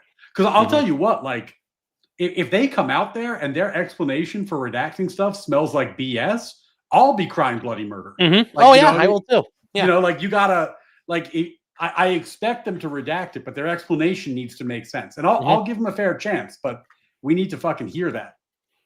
Yeah, and in Chapin Girl, you're saying who's the head of the DOJ again? Okay, but the FBI, like, they are not gonna let this happen.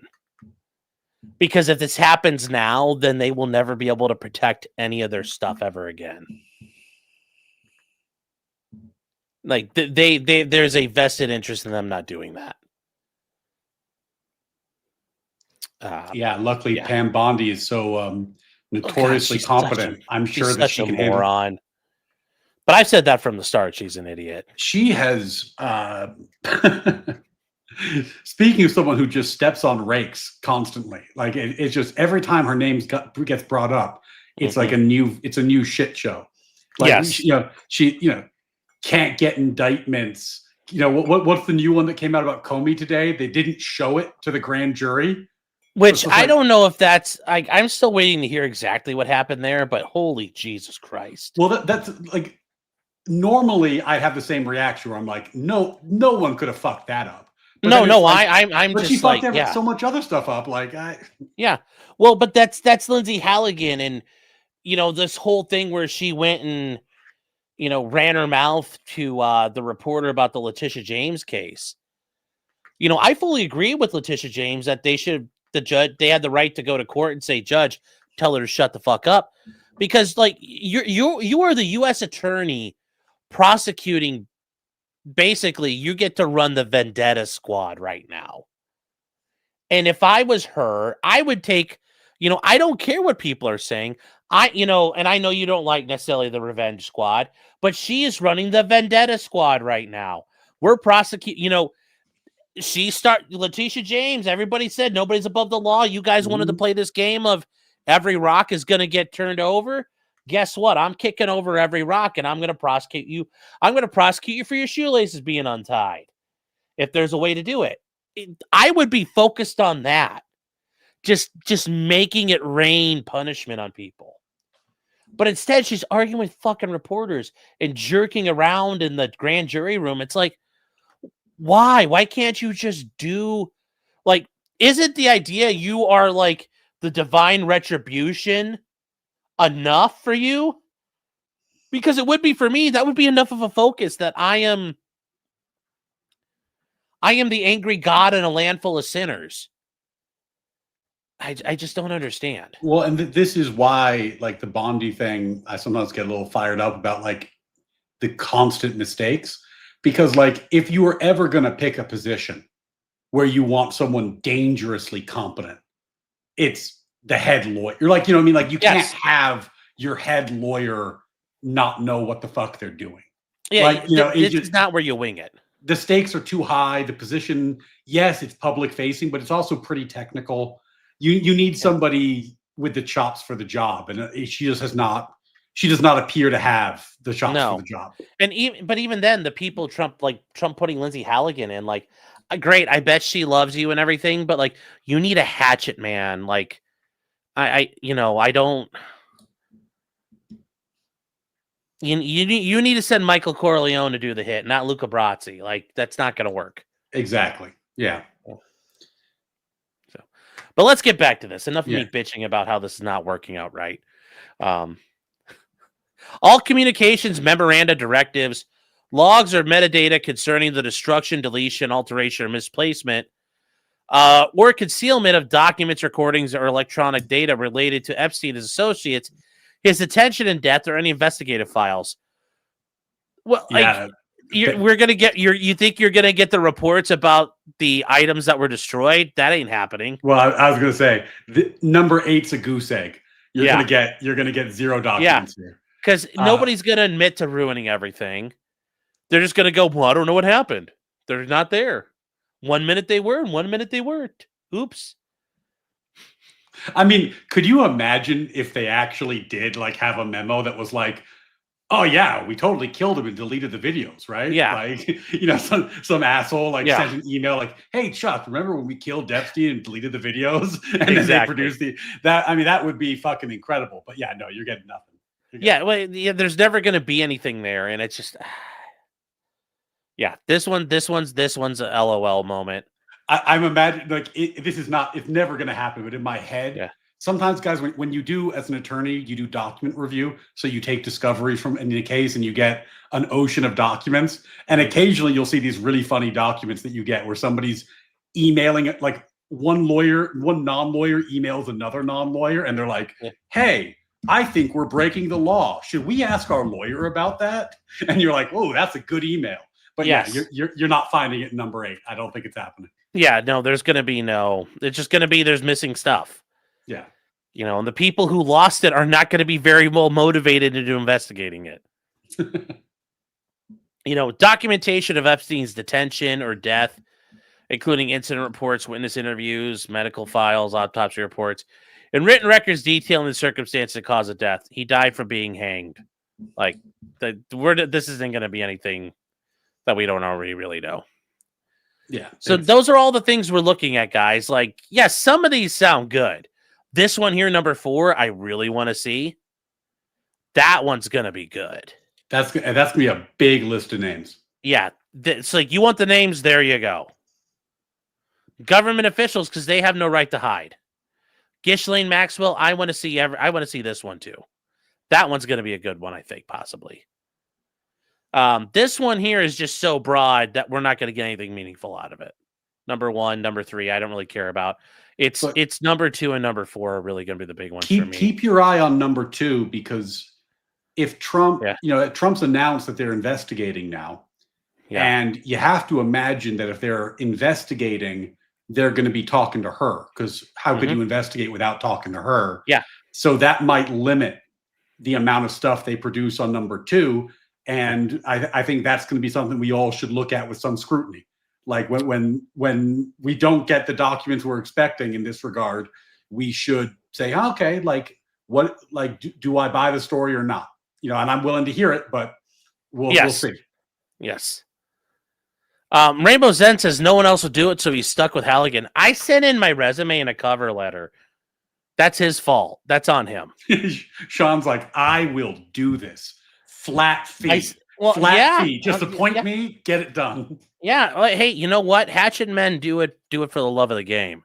But no, like in his first term, every time he had a Supreme Court justice, I sent my shit in. Like, you want a guy who's got your back? I did. I sent it in, and they, ignored me at your own peril.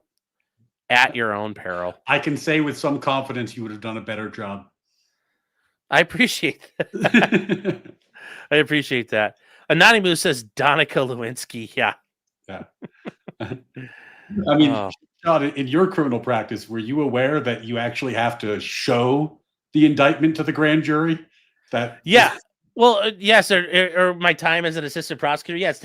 You mean you just can't just like, now I guess her argument is we showed it to the foreman and they signed it, which to be fair, yes, they're the only people that sign off on it.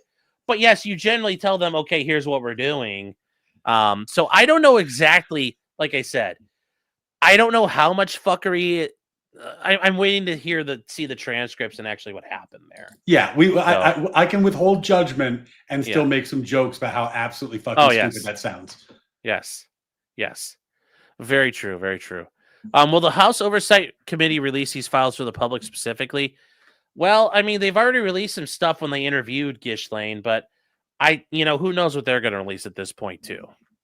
So we'll see. But now we're going to talk about how do you protect things, prohibited grounds for withholding. Oh, and just to answer that question, in sub A, it said the Attorney General shall make publicly available in a searchable and downloadable format. Yeah. All this stuff should be, in theory, publicly available. Yes, it should be in a PDF, so we can learn about the PDFs. But yes, subject to subsection B. Okay, well, what does subsection B say? All right, the prohibited grounds for withholding. No record shall be withheld, delayed, or redacted on the basis of embarrassment, reputational harm, or political sensitivity, including to any government official, public figure, or foreign dignitary. Good. It sounds good, but what is that actually going to mean? Because I can say it's not political sensitivity, but it's a national security interest. I don't want to ruin our alliance with Tajikistan. Because we want to put a base there. But there are the permitted withholdings. So what are we allowed to do? We're going to withhold it if it contains personally identifiable information of victims or victims' personal and medical files and similar files, which good. Okay. I'm fine with that. I'm fine with not knowing who the victims are. We don't need to know who the victims are. We need to know the people who victimized them. So Clay Higgins, why are we belly aching again here, buddy? Well, why are we belly aching again? Yeah, because that's right. Like what he's worried about is people whose names are going to be released because of the above, but who weren't charged. What he's trying to say is, I'm going to be a victim. He's like, I was on the plane, but I was just reading the articles. I wasn't watching. Yes. Yeah. So he says the disclosure of which would constitute a clearly unwarranted invasion of personal privacy. Okay, fair enough. Mm-hmm. I like to say this is the Destiny Clause. The depict or contain child sexual abuse materials, CSAM, as defined under 18 U.S.C. 2256 and prohibited under 18 U.S.C. 2252. Yes, because the government cannot reproduce child porn. Well, if they're running a honeypot where they're going after people, that's apparently illegal use. They're allowed to then propagate child pornography because, just saying, the FBI has done that before. They keep the sites open. But yes, apparently they're saying we're not going to produce child pornography, which good. If you want that, you have to get it from Destiny's DMs. Yes. You gotta email Rose and Solo. Oh, I don't know if you've been following the Cope now about that. I just thought I was emailing a 17-year-old. It turns out it was the boyfriend instead I was sharing nudes with. It's like, just let me know how that one works out for you, buddy. Yeah, I've been trying not to, to be honest with you. Yeah, no, I know, but I got to cover that soon because it's starting to build up again. Would jeopardize an active federal investigation or ongoing prosecution, provided that such withholding is narrowly tailored and temporary. Well, this one is one they're going to be. We're investigating who for what. Can't tell you. And they did just launch an investigation, so it's going to be a good blanket. But yeah, this one here, you can do so much with this. Well, what this redacted part? What is it? Can't tell you. We're investigating. But what's it about? Sorry, can't tell you. This whole page is going to turn into a big black bar. Well, and that's going to be the fight, right? It's like, okay, Yeah. how do we know it's narrowly tailored? Yeah. Right? Yeah. How Trust do we me. know? How do we know it's temporary? When's it going to stop being? You're asking too many questions, sir. Yeah. Sir, you're asking too many questions here. You sound like you're anti-American, sir. I don't know if I like this. Yeah. I think this is going to be. Are you receiving APAC money?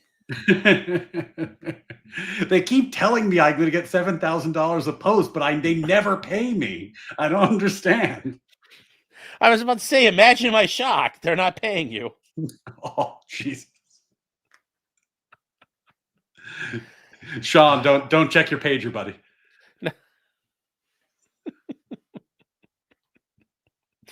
Oh. All right. Moving on to part. I saw that with Megyn Kelly. That was so funny. Oh, those were so good. Part D. It was funny. Yeah. Well, hey, Mark Levin sent it to me. It can't be like you got to trust him if he sent it to you. Oh. Okay, so yeah, we're gonna keep going here. No snuff porn. Yeah, good so rule. no containing images of death, though, physical abuse or injury of any person. Well, that means we don't get Jeffrey Epstein's death pictures too, though. Like, so we're never gonna be able to confirm he's dead, just like Bin Laden. Yeah. Also, I didn't realize I look like I'm in a fucking bunker. Yeah. In Tora Bora. I didn't realize how dark that was right now. Or do I look okay? So I have my screen brightness turned down. Handsome devil. I'm an old man, and I'm like, it hurts my eyes. Yeah, Epstein and Tupac are laughing it up. Yeah, well, Tupac is still alive. He's living in the hood. You have it on good authority? Yeah. He was living in the hood with Master P for a long time. That's the way I always understood it. Yes, very Tora Bora-ish. Yeah, yes. just driving tanks down city blocks. Yes. You know, staying low key. So yes, we're not gonna. Yes, sorry if you're into the snuff film. Sorry guys, you're not gonna get that. I apologize to you, but that is just c'est la vie. Judging by your chat, they're deeply disappointed. Well, you're gonna have to suffer, chat. You have to suffer. Oh, did Master P survive diabetes? I don't know. I think he's dead. And I don't really keep up on my. I didn't keep up on my rap guys too much. Oh, there we go. I fixed that. God, I really didn't realize how dark I was in there. So there we go. Fixed it. All right. So moving on. It contains information specifically authorized under criteria established by an executive order to be kept secret in the interest of national defense or foreign policy, which, once again, that whole issue about foreign dignitaries, and are in fact properly classified pursuant to such executive order. So, because all the Epstein stuff is not going to get released within 30 days, they're going to be working on it. That leaves the next president to come back and say, well, yes, I'm going to hide stuff too. Yeah, I mean, yeah, I'm almost curious about this wording because, like, if the document is classified, you don't have to release it anyway. Yeah. So right. So, like, what is this? What does this even mean? Because if the documents are I thought I thought up top any classified documents don't get released, and then it says down here and are in fact properly classified. So classified documents don't get released. And here's the big thing: it says all redactions. Now notice it says they're withholdings. There's redactions, but the redactions are not classified documents. So something that's redacted and classified, those are not the same thing, guys. I think that's another weasel word issue here. Those things are not the same. And I think that's, if I'm the government, that's the argument. Well, actually, we said we would release redacted things, but this is classified. And they're going to hide behind that. Exactly. Like, and how will you know what's not there? If they don't have to give you a log of what they withheld. Yeah. Or it'll just say document classified. It's going to be kind of like the Trump when they seized all the crap out of Mar-a-Lago. It just said classified document, classified document, classified document. But again, this is why I was saying earlier, and I think you agreed that like Trump really just screwed this up. Because if you're looking at all the weasel room, as you put it, in this law. The fact that Trump was pushing back against it so hard for so long is like, why? You know, like there's all the weasel room in the world here if that's what he was worried about. Like it just really, you know, I'm not saying that he should weasel out of it. I'm just saying that like from a purely like I'm your lawyer giving you advice. My advice would have been if sign the thing, and if you need to figure it out, we'll figure it out later.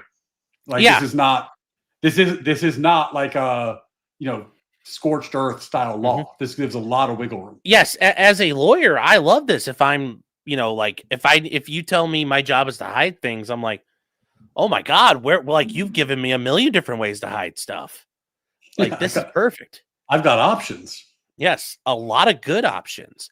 And it says all redactions must be accompanied by a written justification published in the Federal Register and submitted to Congress. And in chat, I've talked about this before when we've gone through some of these documents where you see the redaction, then in white type over the redaction, they say subject to whatever law, you know, subsection D for national security interest or whatever, blah, blah, blah, blah, blah. That's how they do that.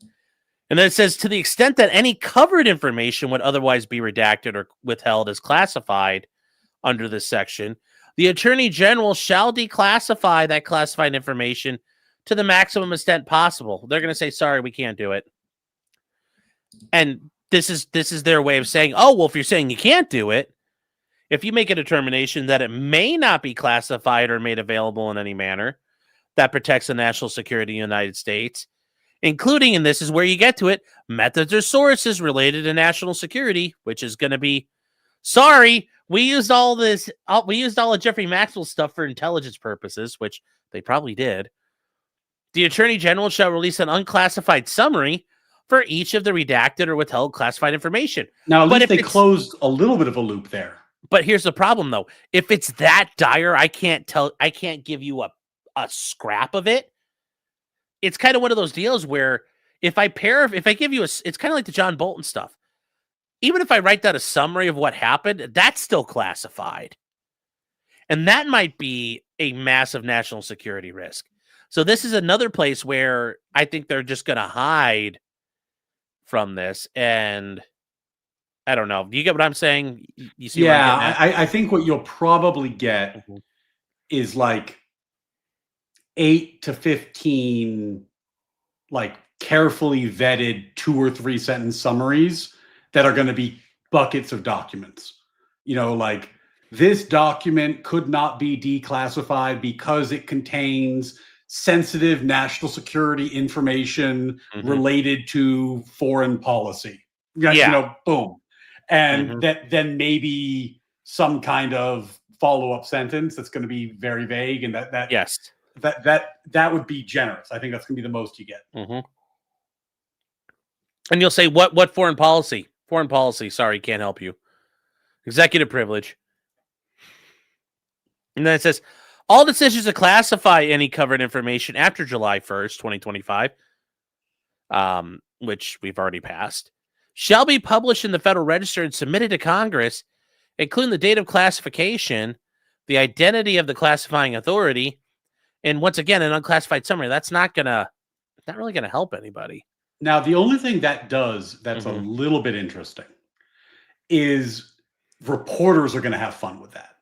Yeah. Because at least you have to give the identity of the classifying authority. Yeah, so they can try to FOIA. Yeah, they can try to FOIA you, and they can just show up every day and be like, hey, you, Rubio, Department of State, classified 15 Epstein documents. What's in them? You know, just like, and just fuck with them every day. Like you can make some very good press, you know, scrum out of this. And you can make some money out of it if you're the lawyers representing the attorneys, because when you fuck up in the FOIA cases, the government has to pay. And then I think they're also hoping, which is a very common thing when you do FOIA, somebody screws up and accidentally gives you more than what you're asking for, and documents slip through. And that's the thing. The government, you know, the people in charge of redacting these documents have to get it right every time. The reporter just has to get lucky once. So, but yes, it's an infinite content glitch for the reporters. It sure is. Yeah. And then with FOIA, you can litigate it, you can appeal it. There's a whole lot of ways to turn this into infinite news cycles. Yes, Matthew Harden is going to be eating good, chat. Yes, he will. Another fellow barrister. And then it says, report to Congress within 15 days of the completion of the release required under Section 2. The Attorney General shall submit to the House and Senate on the Judiciary report listing all categories of records released and withheld, which I can't imagine will be helpful at all to read through that. Well, it's all categories of records. Yeah. A summary of redactions made, including the legal bases, which are the legal basis going to be fuck you, fuck you, fuck you, fuck you. A list of all government officials and politically exposed persons named or referenced. That will be hilarious. That's going to be fire. Yeah, that's the one thing I'm looking for. Like with no redactions permitted under P1. Yeah. Which here we go. What that's going to do. Remember at the beginning, I was saying like there's no people say the Epstein Files, but there's really no such thing. That's going to take this monstrosity and create a list, right? And then we're all going to be talking about that list. And I guess that's T-minus 45 days. Yes. So mark your calendars. That's going to be a good content day, Sean. Yeah. Yes. Well, hold on here. Date and time calculator. Let's see here. 40. Yes, chat. And don't worry. We'll start phone booking these people, and I'll just be posting addresses on the screen. You do with those as you want.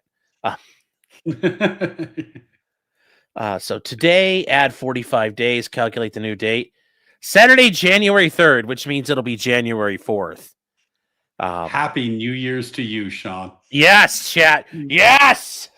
If you buy stock at Fertilizer, chat. Yeah, it's good. That's gonna be. Can you imagine? Like everyone's like hungover, they're waking up New Year's, and then they're like Epstein names dropped. And you're like, yeah, that money is gonna be that Monday. Think about the Sunday scaries there, man. Oh, oh man, yeah. Old Cliff's gonna be sweating on the 3rd. He's gonna be... Wrong number of points on that star. Thank you. Boy, your chat's got a theme tonight, huh? Yeah. Yes. But it'll be a great start to wood chipper stocks are going to the moon, chat. Yes. Buy stocks in Vermeer, chat, the best wood chippers around. I used them while I was in college. They were really good. Especially the ones that when you fed the log in, it would like grrr, and then it would back it up if it choked. And then it would inch itself in. Like it'll definitely not clog on a body. Sean specializes in soundproof wood chippers. Yes. You can't hear them from more than a few feet away. It's really muffled. I will say the Vermeers one time almost pulled me in once. Like they're good. They're good. So yes. You're right, Eric. It's not a phase bomb, it's a lifestyle. Oh boy. Boy. But yeah. So this is and that's it, guys. Now, the thing, if I was going to be really cynical. Yes. So I'm going to put on my cynical, I work for the Trump administration, I get my directives, I'm the lawyer, like what should I do, boss, right? Mm-hmm. Boy, does the Trump administration have a lot of capacity to curate that list. They do. They have a lot of ability to decide whose names are on that list. Mm-hmm. And yeah, you could imagine them crafting that so that when people read that, they go, "Oh, what the hell just happened?" Yes. Well, and that's where I can't imagine people. There must be a lot of people like Stacey Plaskett who they forget they did this. Or for some reason, they didn't think anybody's going to find out or look. And I just don't understand why so many people don't realize all I got to do is go Control F. And I could find, when it comes to discovery, lawyers will read through documents. But you know what? One of the first things you do, Control F. What can I find just by looking around? And guess, it's like that way when I get a transcript for a trial, Control F. And I want to look, where are objections happening? Yeah, and keep in mind, I mean, that list, It's government officials and public figures and politically connected people. Yeah. Yeah, that's a broad category. I mean, like, Yeah. if you're a big donor donor, class, you're yeah. politically connected. If you're like, I mean, it'll be interesting because if the Trump administration can find like Alex Soros, you know, they're going to put his name on there for fucking sure. Yeah. Like they're going to definitely do it. So I think we're going to see a pretty wild game of optics play out. Oh yeah, now, I mean, imagine if Alec Baldwin's name is in there. You after Alec Baldwin's fucked like and shit all over him all these times. Yeah, if he's, you know, this is once again we're getting into, like you said, this is well, not necessarily the vendetta stage, but this is very politically motivated. You can do all kinds of stuff right here, and yeah, and it's going to be a really, because you're going to have the Democrats are going to be leaking things pretty consistently, you know, like to the extent they can. They've got like 60,000 pages of stuff that got put out recently. So they're going to have a lot. I'm sure they're saving something for the next time they need a news cycle. Yeah. And then you're going to have this bomb on the 3rd, which I think it's pretty safe to assume is going to be very friendly to Trump at this point. I assume that bomb's not going to happen on 3rd. She's going to say, I need more time. And guess what happens? I need more time. No. Fuck you. Like, that's the thing. And you go in front of a judge, turn him over. I'll work on it. Like, like, what are you going to do, judge? Like, send the marshals to come get him if you think you can do it.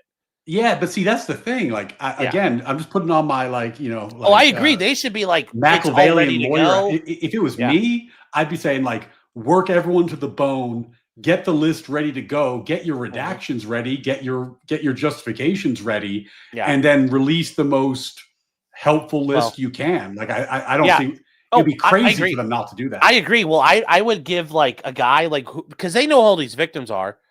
Find all the victims. List all their names, Control F, start redacting everywhere you find them. You've got a list of all these political entities or political dignitaries. Here's a list of the ones we're protecting. Here's a list of the ones we're not.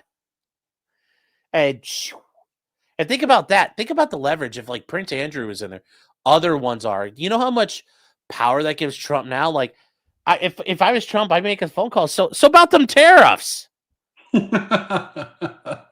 Buddy, old pal. I mean, just think about that there is so much you can do with it, but you got to be really good about it right now. But yes, I think, ultimately, if there's anything in there that was going to damage Trump, it would have come out. So that's the one thing he's got in his favor. Like the stuff they thought were bombs. Well, the Democrats thought it was a bomb. Well, it turns out it really was. It bombed.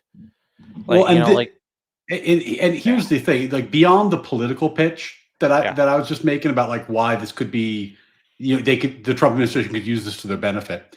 Yeah. The ultimate question that people are going to be asking, and they're right to ask it, is like, why'd you need this law? Like, for the most part, couldn't you just have released this stuff on your own? And the answer is probably, right? And the Trump administration has been slow playing this, and I think, just being candid, they've got to stop slow playing this stuff.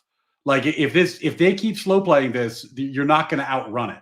Oh, I agree. Yeah, this is totally. Sorry, I was yelling for the dog. No, I did. There's so much that get out in front of it now. The worst things they could have leaked imaginable are probably on par with this, where they're either going to have to lie about it, or they're going to say, ha, see, and it turns out like, actually, that's not really a bad thing. So I agree with you. Like, there's no point now, but yes, it's like I said, it's going to make, like I told you at the beginning, Trump is going to look like an idiot. Why did you hide this? This wasn't a bad deal. Like, what was the problem with this, man? And, Trump's going to bumble and rumble and stumble and fumble, and we're going to be left with that. And it gets us back to where we were on this. And this just once again re-solidifies the idea he is a moron when it comes to his ego, and he panics and he does his stupid crap, which had he not done that, he's just lucky that he actually, for given how much he's been investigated, he is probably, just the level of investigation people have tried to go after him. This is the worst stuff they found on him. I mean, this, and he paid some hoe hush money. It's like, ooh. But this is what I mean. Yeah. Like, you're totally right. Like, like if they hadn't done that fucking binder stunt, right? Remember when all the influencers had the fucking binders? I love that. It was just, like, that's just like, you invite this on yourself. Like, to the extent that there's a lot of pressure on you to release this quickly. Well, whose fault is that? Like, you made promises. And like, when you make a promise to expose the evil pedophile ring, and then you're like, actually, I'd prefer not to. It turns out, I've got all the files right here. Well, and it's like, oh, wouldn't you believe it? They're all on my desk. I just don't want to release them. That's suspicious as fuck. Oh, look at that. Well, we got to get the grift going, because somebody down here, Robin Hood, says, want to know woo. And it's like, yeah, we got to know woo for you guys. There we go. Yeah, we got to do. He did it once on camera, so I was like, got to save that, because he does it all the time for me and future Mrs. Martin 2.0. But they want the dog. It's like they see the dog, and then they got the dog ASMR. I mean, I'm going to be real. Puppy content outperforms law content every day of the week. Yeah, I know. Take notes, Rob. But no, it's thank you, Robin, by the way.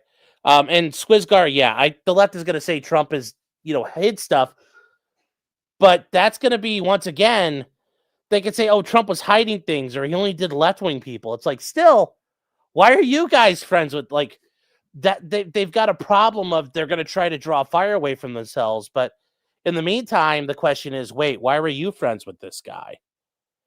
And then, like you said, it's going to turn out everybody was friends with him. Or more importantly, he knew everybody. Or they're going to have to say, look, just because you're on the list doesn't mean you're his friend. And then that kind of that's a way they can diffuse the ones that are hidden and go, aha, so you agree. Not everybody on this list is a bad guy. And then, here's the rest of them. You've now agreed they're all not bad people. Well, and at a certain point, that point is going to have to be made. Like you saw, like I think Larry Summers stepped down from the board of OpenAI today because of his connection to Epstein. But I don't think there's going to be any allegation that Larry Summers did anything inappropriate with anybody. I mean, I hope not. But I have no reason to think there will be.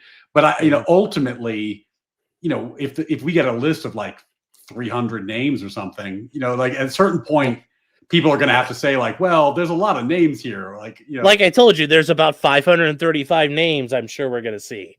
Yeah. And some of you out there in chat might go, wait, that means yes, that's what that means. Yeah, pretty much. It's going to be a fucking wild ride. Oh man, I wonder what Polymarket's going to do with whether or not the list gets released on time. Oh, that'd be a fun bet. I still don't think it's going to be. If I was Trump, I would say, if I was advising Trump, I'd say, look, at this point, if you burn some foreign intelligence stuff, too fucking bad. Like, whatever. We'll deal with that afterwards. Like, you can't afford to, for the sake of your legacy, but also the sake of the party, you can't afford. Like, you're just going to have to run with what you got. You're going to have to send it. So, I mean, that's how I would do it. If we're not done, if it's the 4th and we're still working on it, we get an extra day, which is great. You get the 3rd, and then you get the 4th, and it's got to be ready by the 5th. By midnight on the 5th, if we're not done, whatever's there, man, is what's there. Yeah, I mean, they can't drag it into the midterms, right? And slow the shit down. Like, they got. Oh God, if they do that, then it's. That's just like a brutal. Mom Dami could be a write-in for Senate at that point. Oh Jesus Christ, the horror.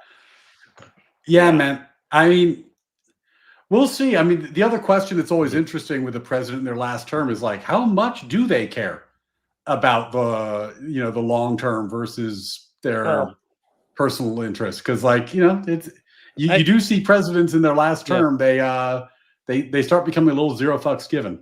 Yeah, but I think Trump has an interest in making sure JD Vance wins because then that means he can go off and die without getting harassed anymore.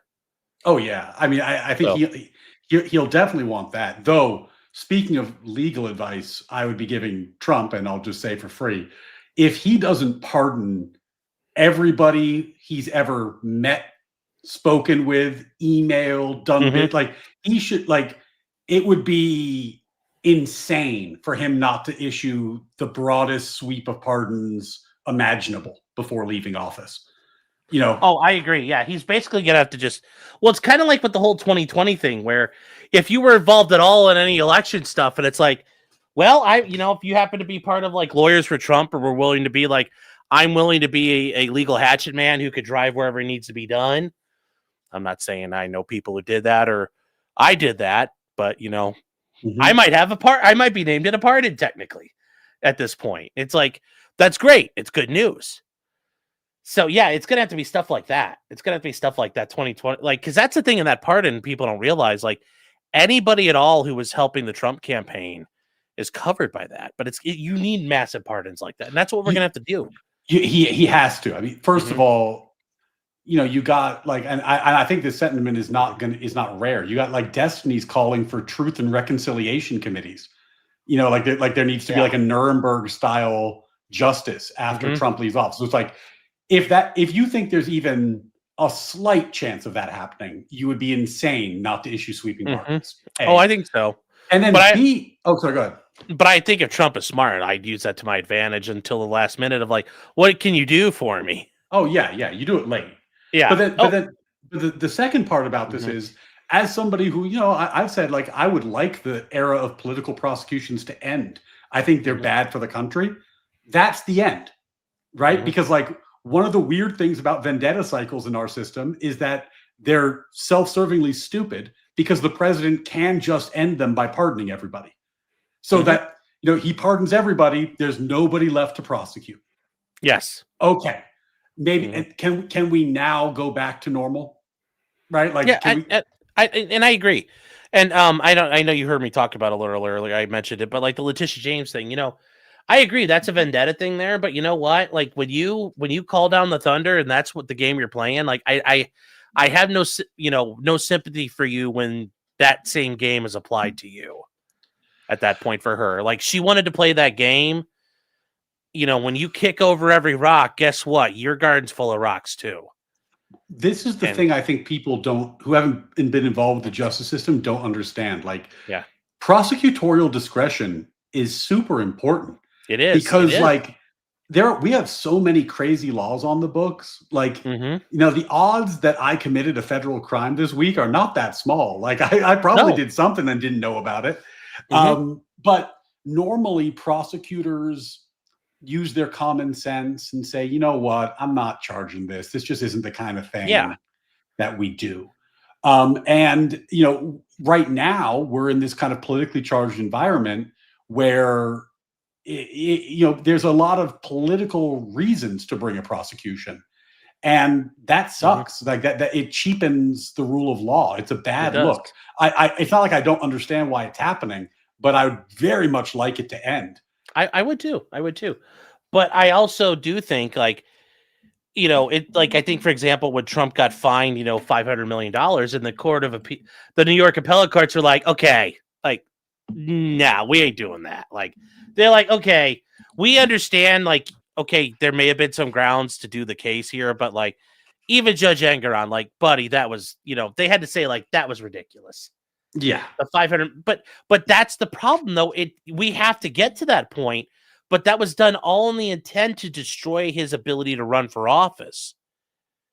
And, now that it got repealed, nobody cares. Now that got knocked out, nobody gives a crap anymore. And should the 34 felony things get removed, which I think that should be, once again, the idea that as a prosecutor, a word in your vocabulary should never be novel. You should not be seeking novel prosecution theories on things. And, the fact that this happened like this, it gets overturned now. Nobody cares anymore because, okay, Trump got elected. He won. Well, I guess it didn't work. Oh, well. And they move on with their life. Well, but I mean, that's the crazy thing, right? Like you were saying the magic word, novel.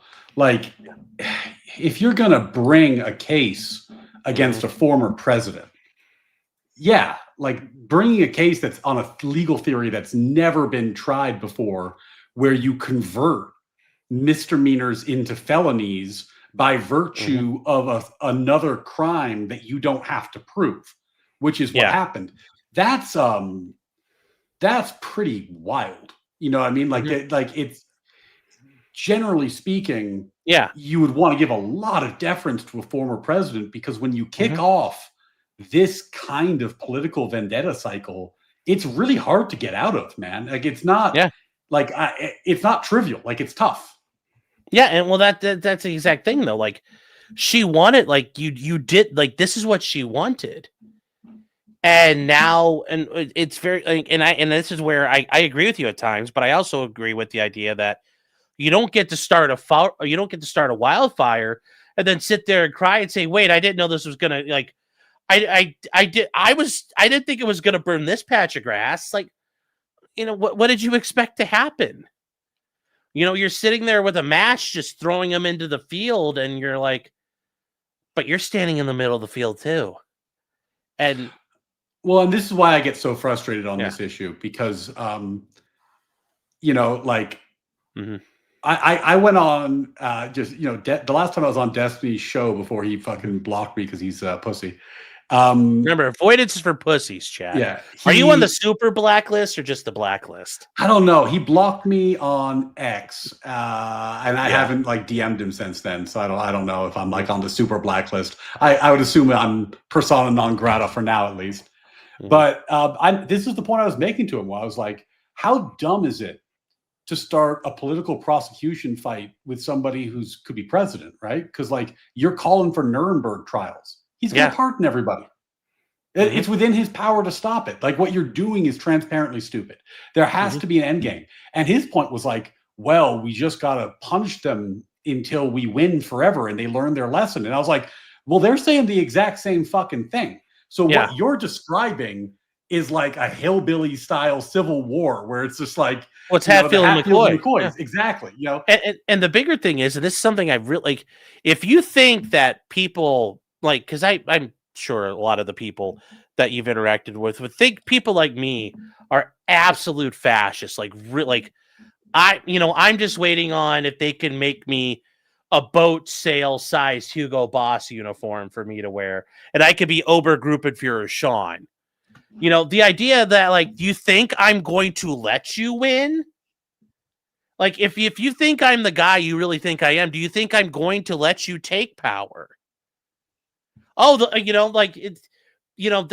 the point. If you really think you're dealing with fascism and the real Nazis, the Treblinka was not liberated with tweets. The Nazis didn't just get voted out and go, oh, I guess we're done. Like, no. Like, do you think that they're going to let you win? And that's the other thing too. I don't think I'm not saying that. Okay, peaceful transitions of power, but if you think I'm the bad guy, do you think I would let you win if I really was the bad guy? But more importantly, if you tell me you're going to come do all this stuff to me, do you think I want you to win? No. Do you think I might be motivated to break the rules so you don't win? Yeah. Well, that's kind of that's kind of the more subtle point, which is like, if you were serious about like Nuremberg trials, wouldn't you keep that shit to yourself? Yes. Like, I mean, holy shit, don't say that out loud, right? Because like, if you're saying like the other side is Nazis and we need to Nuremberg them, it's like, well, fuck. Like, what isn't on the table at that point? Yeah. Like, because that's, that's literally World War II shit. Like, come on. Well, and also this is where I like to say, so you're telling me we're going to make up new laws and prosecute people for them? Because, you could say whether or not Nuremberg was just or not, but they literally did invent new laws and say like, well, why are these laws? And I will say the Russell Crowe quote for that Nuremberg movie is correct. It's like, I'm only here because you won. And it's like, if Destiny's point is we're doing this because we won, it's like, man, you're not really encouraging me to want to transition at this point. But like, if you win, like the Nuremberg thing. All right, let's say it's a meme. Let's say it's a meme. It's like a Destiny meme. Yeah. But then you got like Josiah, who's like another political commentator I interact with, right? And he is making the I don't think it's an uncommon call. He's saying when the Democrats get power, they've got to pack the court. Yeah. Right? Like these are incredibly these are drastic measures. I don't want to hand over power at that point. Oh my! You're going to shred the Constitution at that point? Like, sorry. Well, I mean, this shit makes the lawfare against Trump look like child's play. You're talking now about like, court packing is holy shit. That's almost the end of the rule of law in the country. Like you're just saying like, fuck it. Like these district courts keep saying Trump did bad things. The Supreme Court keeps saying they were wrong. He's got like a 92% win rate at the Supreme Court. I guess we got to fix that. And I just want to make sure I'm not saying they all look alike, but Josiah Hutch is the guy who's bald, right? And Josiah's the guy who's still with hair. Yeah, Josiah has hair. Okay, I just want to make because I don't follow those guys too much. So I just want to make sure I got it right. Oh, because I'm always debating Pisco, so I keep. I know who Pisco. Like he's got the swarthy black hair, which I wish I still had, but I do. I do. You're not a natural gray. No, I'm not. No, when I used to have black hair, it looked great, and when I was a little kid, the women like oh my god, the hair looks so great and cute, and then I got older, and it's like, ugh. So it catches up with all of us, man. It does. But my beard's looking very, let's generously call it salt and pepper today. Yeah, well, people have asked like, do I just dye this part? And I'm like, oh. Yes, that's exactly it. I get the wings, and then I just dye. I just dye these little parts left. Chat. If you sub enough, maybe Sean's graying will just slowly go up into Hitler stash territory. It's starting to. I'm starting to get a lot of. You can kind of see it now, and I'm like, oh. If you end up with a natural Hitler stash, I'm gonna laugh my ass off, Sean. I'm gonna have a lot of fun with that. No offense. It's fine. It's only good fun, but I'm gonna have a lot of fun. You could have all kinds of fun with that. You could have all kinds of fun with that. Oh my god! See, your chat's literally insane. I was like, if you give subs, Sean will grow a Hitler mustache, and they're like, subs. Oh, if I said right now 500 subs, and I'll go full Austrian. The problem is I don't have it looks like you don't have this problem. I've got the Italian like Mediterranean thing going where I can't grow in the middle here. So if I were to do it right, I'd have the porn stash. You have that ability. You apparently can grow in the middle here. I don't have that luxury. Well, thank God for that. I was really worried that I could miss out on that. You're lucky in that regard because I can't. It's always upset me. I can't get the middle. Yeah, but you know what? This shit here, scraggly, gross garbage. Oh yeah, going full man beard, never been a good look for me. Okay, and chat, I said hypothetically. I didn't say really do 500. Look, wait. I think last time I was on, I promised them that you'd play some awful video game if they subbed enough. Yeah, Factorio, we did it. Shit! Did that? You actually had to do that? Yeah. Oh, dude, I keep my promises. I keep my promises. It was a weird though because part of the game is like you get attacked because you're making pollution, but at that point I was doing like a steam engine, and it was like pulling water, and I'm like, but that's clean energy. Why am I being attacked? Shouldn't we be like, that's a good thing? But I don't know. Like a typical lawyer, you switched sides, started lobbying for the oil and gas industry. Yes. Yes. Yeah. I did oil and gas work for a while at a law school, so. Oh yeah. That paid good, I'll tell you that much. Ooh-wee. Well, I bet it did. Fracking my way through Southern Ohio. I mean, it is incredible how into bribery chat is. Like they really do like the idea of bribing you. Oh, well, no, it's not bribery. It's you make a promise and they expect you to hold it. That's they're more in control than you think. And that's I said this before. This is it's a hell that I've built for myself. And I didn't realize it at the time, but I built this digital hell for myself. It's very Sartre-esque. Do you ever watch the streamer Day 9? No. No. He was a StarCraft guy back in the Okay. day. He does like strategy games, video. He's a variety streamer, right? Okay. One of the funniest fucking things, if you want his card when he would play strategy card games like Hearthstone or Magic Online or whatever, he would do card reviews for the sets. But the rule was there was a bribery threshold where if somebody donated enough, they could tell him to revise his review of the card. So there's all this footage of him being like, 5 stars, best card ever. Oh, $20. This is the worst shit I've ever seen. Garbage. It's fucking amazing. I mean, you know what I could do for the future when I paint, like when I'm doing models and stuff? I could be like, all right, chat, you could tell me how to paint. That's a good idea. I'll have to do that. Like, I'll have to, like, it'll be pink now or something. I don't know. So. Yeah, they're going to put on, the initials of the person who donated the 50 super chat on the little flag, right? Like, yeah. Yeah. Well, hold on. Yeah, I'll have to write it on my arm or whatever, like Amaranth. Princess says, I'll pay Sean to say gamer. You don't have to pay me to say those. I say those already. Sean, please don't go down the Amaranth route. Like, I don't want to buy your yeast beer. I don't want to hear about. You don't want to watch me riding the pickle in the bathtub. Sean hot tub stream. How many subs? Oh well, no, not hot tub stream. That's bad news. We don't do those here. Yes, I did, guys. Yes, I did. By praying for 2.0, the power of prayer. Jesus needed you to give those subs to her, and she was healed. So I don't. You guys need to like accept that one. Accept that one. That was the power of Jesus healing her. So that wasn't me. That wasn't me. Oh boy. Chat's all worked up now. They want to set goals. Yeah, I know they do. So you've got a whole setup here, Sean. You got a whole monetization scheme that you've opened up. Oh, I know.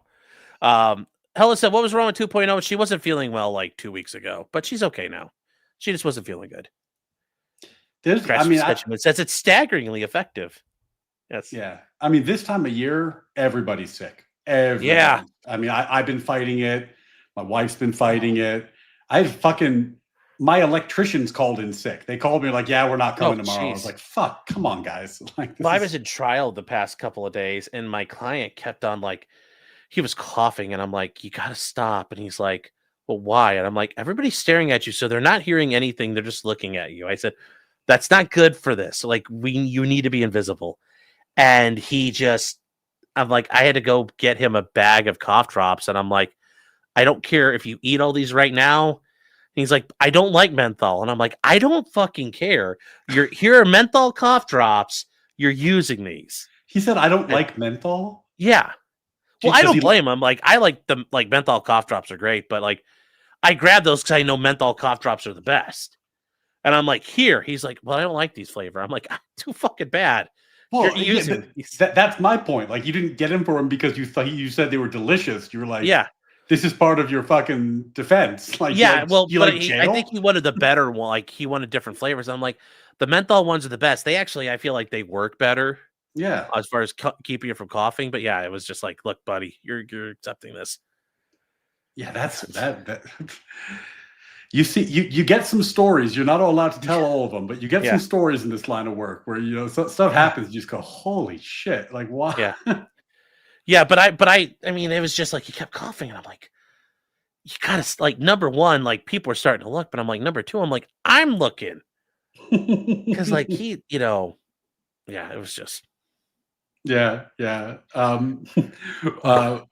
Back when I was clerking, there was a big criminal trial, and the co-defendants, it was one guy was Christian, one guy was an Orthodox Jew, and they were like friends, and they were charged to have been in this kind of like kickback scheme together, right?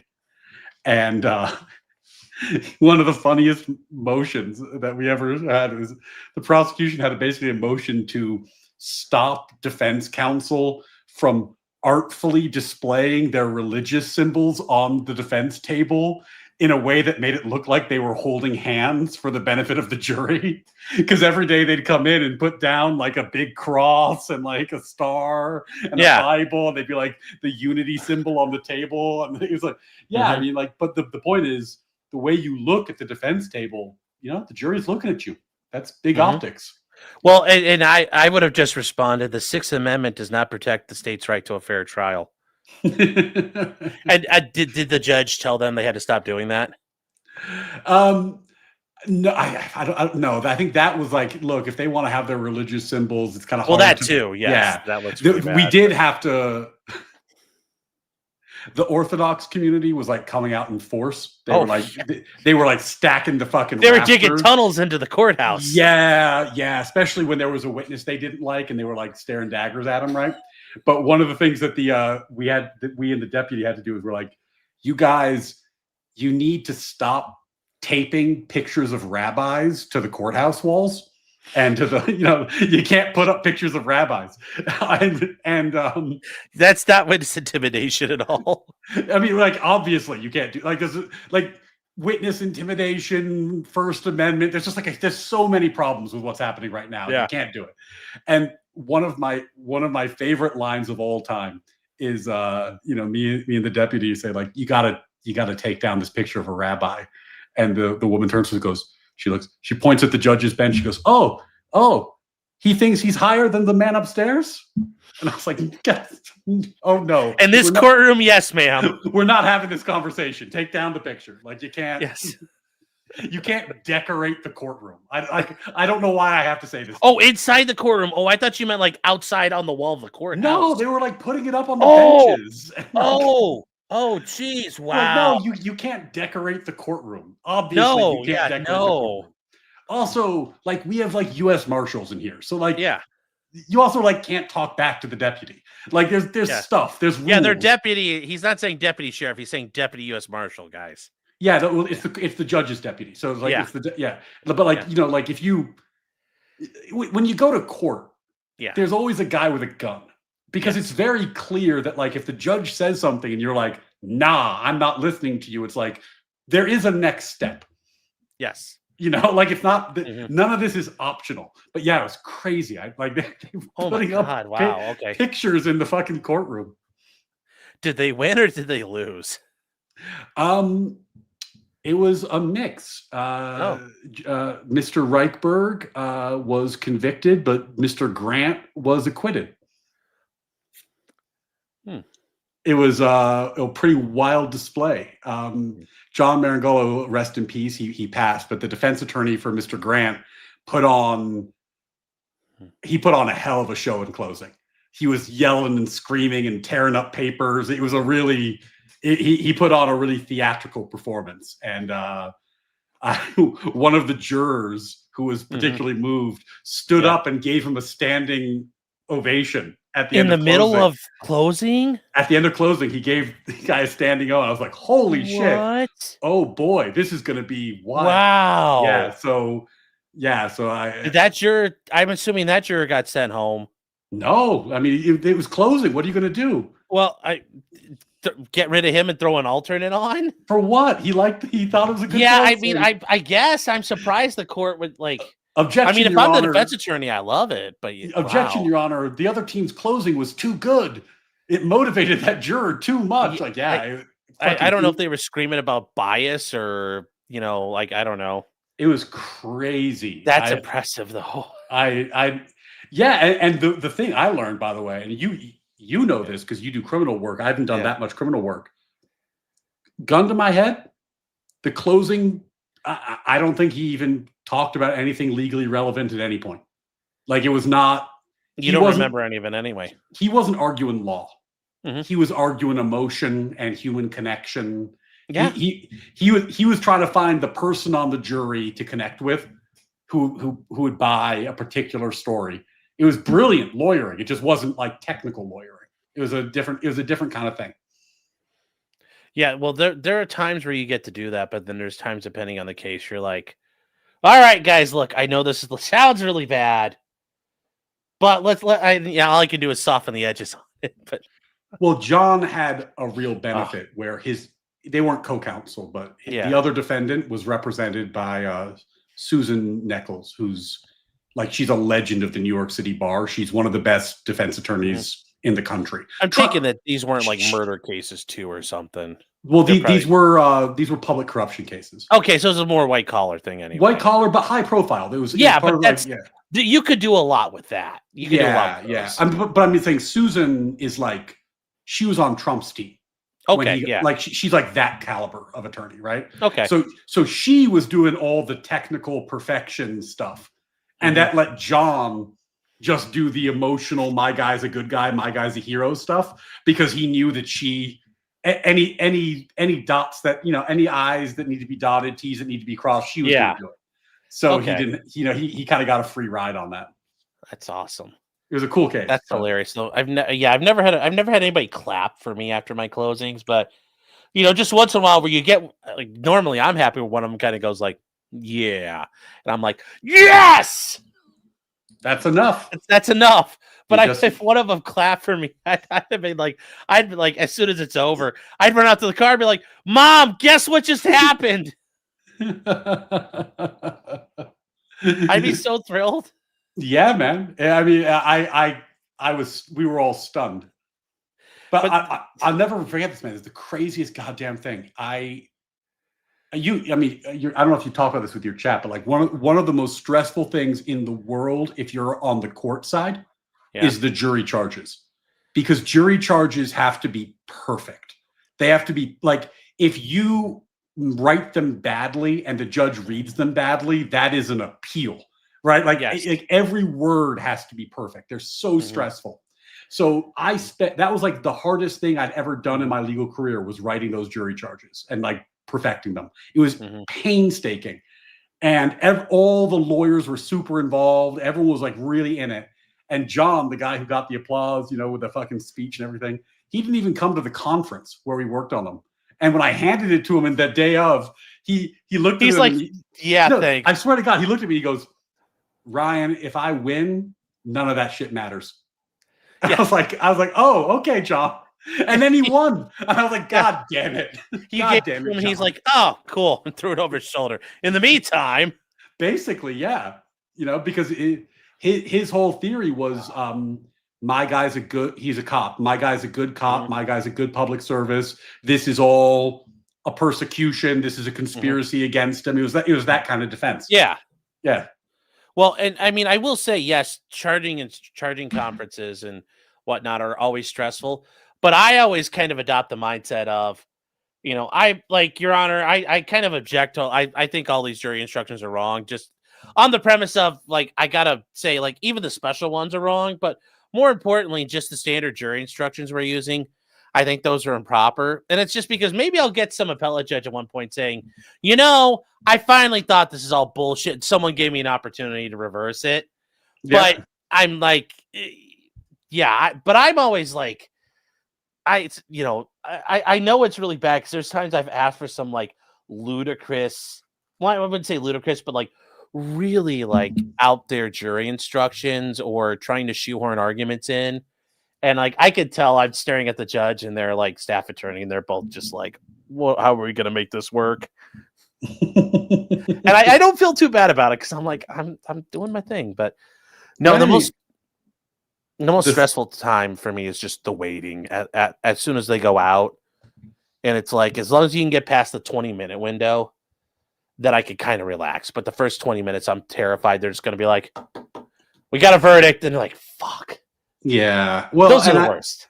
I mean, look, the truth is the prosecution, if they've decided to go to trial, they normally have a pretty decent case. Yeah. Like there's exceptions, but normally they don't bring that many dogs. So the defense is fighting uphill the whole time. Oh yeah.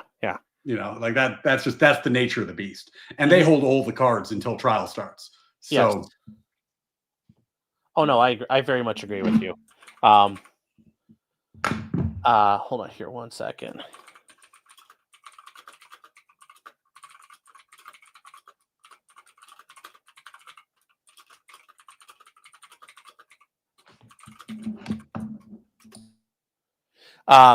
No, it's just no, No, it's just you know how that goes. But yeah, I'm like, I joke about it, but I do tell, like, when I'm at trial, like, my pen runs out of ink, Your Honor, mistrial. Like, you know, I get a paper cut flipping through my legal pad, mistrial. Like, I get up and stub my toe, mistrial. Like, the juror sneezes, mistrial. Like, in a way, you're kind of joking, but yeah, like, everything for me is like, I object. You know, now you don't object to every single freaking thing out there, but a lot of times, yeah, it's Well, yeah, you're it's you're not you're really. putting them through the paces, right? Yeah. Like the least you can do is make them do it perfectly. Yeah, well, you know, well, more importantly, it's like I tell people, I'm like, if John Wayne Gacy called me, you know, or you call me right now, you're like, Sean, look, dude, I'm at the truck stop, I'm hiding right now. The cops are at my house, they're digging up my crawl space, they're finding my collection of 5-year-olds that I've murdered and like stacked according to height in the crawl space. What are we doing? And you know, if I could go into court and be like, hey, this search warrant's bullshit, and you walk out of there like, you know, that's my goal. That's my goal. It's not even putting them to the paces. It's like, this to me, it becomes an idea of also, am I good enough that I can literally walk this out of there, or what can I do at Yeah. times too? But So again, like it's a little bit of vanity, but yeah, some of it's like holding the state to make sure they do it right. But some of it is also just like, how good am I really? well, and like I think that's honest. Yes, I would And file to have the bodies returned because they're his property. I mean, yeah, property rights are important. No, Yes. but I mean, look, the state has all the power Yes. at basically every stage pre-trial. Mhm. So if they fucked something up, if they fucked up the search warrant, if Mhm. they didn't, you know, if they didn't turn over evidence in a timely fashion, like it is not on you to make excuses for them, right? Like it is very much on you to point out the screw ups, and like that's how the game goes, right? Like, Yeah. and that's the only counterbalance in the system, because otherwise Mhm. prosecutors have every tool in the toolbox. Yeah, and I always liken it to, you know, you don't get mad at the cornerback for intercepting the ball. That he's doing his job. If you want to get mad at somebody, the quarterback is the guy who threw the pick. Mm-hmm. Like, go get mad at him, you know, or, you know, get mad at the offensive line for not stopping the linebacker. Don't get mad the linebacker did his job. Like, that's not who you sit there and cry about. Like, you know, that's not the guy. The guy did his thing. Well, and also you see this, right? Like the system actually, you know, people talk a lot of shit about our justice system, but it actually works a lot better than most people think, and it works Mhm. a hell of a lot better than basically any other country's justice system. Oh yeah, I don't want to try anywhere else. Oh I my would God, never try you know, anywhere else. like I saw one Oh. case where you know, Maybe a place where I could bribe my way out of it, and I know I could bribe my way out of it. That's about the only other place I'd try. that'd be nice. But no, this guy got he got arrested on like a marijuana beef, and he tried to escape. So he was trying to flee the police, and so they had some kind of like obstruction charge on there too. And you know, I don't know how the defense attorney sniffed this out, but there was something that alerted the defense attorney, and he had each cop come up and say what happened separately in witness testimony. And the first cop said, we opened his bag, saw the marijuana, and then we arrested him and put him in the cop car. And the second cop said, we didn't open his bag and see the marijuana until we had him in the cell at the station. Oh, Right? And the no. next day, it's quiet. And the day after that, suddenly everything's dropped down to a misdemeanor. And you're like, yep, okay, that's the system working. That defense attorney saw something in the paperwork, and he knew that if I call up these cops, their story's not going to make sense. Oh shit. Yeah. So chat, an update. Looks like it came out just now. Nate's surgery was completed without complications about 30 minutes ago. Nate's in recovery. Well, yeah, he's going to be out of it for a little bit. Kurt can't see him today. That also makes sense. His wife could see him in about 1 to 2 hours, and that also makes sense. There's going to be a lot of getting him stepped down out there in post-op. But yeah, it sounds like Nate's okay Well, that's great. for right news. now. That's fantastic. So yeah, that's a good news. Good news, guys. Wow. Well, what a fantastic bit of news for the end of the night. That's great. Yeah. That's a big surgery. And anyway, it's been nice to see everyone pulling for him. And Yeah. I mean, I don't want to, knock on wood, right? I don't want to say anything too definitive because, he's still in the hospital. But that's wonderful to hear that news. Yeah. And yep, it is. It is. And guys, yeah, keep them your thoughts out there. And yes, Chugi, I saw you just she mentioned it right here. Thank you for saying that because I saw your comment and I immediately went to go look for the tweet. So thank you so much putting that out there. But it's some good news. Some very, very good news. And yes, Kathy says, thank you for that update. Well, thank Chugi for putting it out there because I wouldn't have seen it otherwise. I was waiting on to see something, but good news. Good news all around. We need good news today. Yeah. After talking about all this garbage. I know that was a nice palate cleanser right there. Yes, it was. It was. So, So, Ryan, what are you up to? What are you up to next?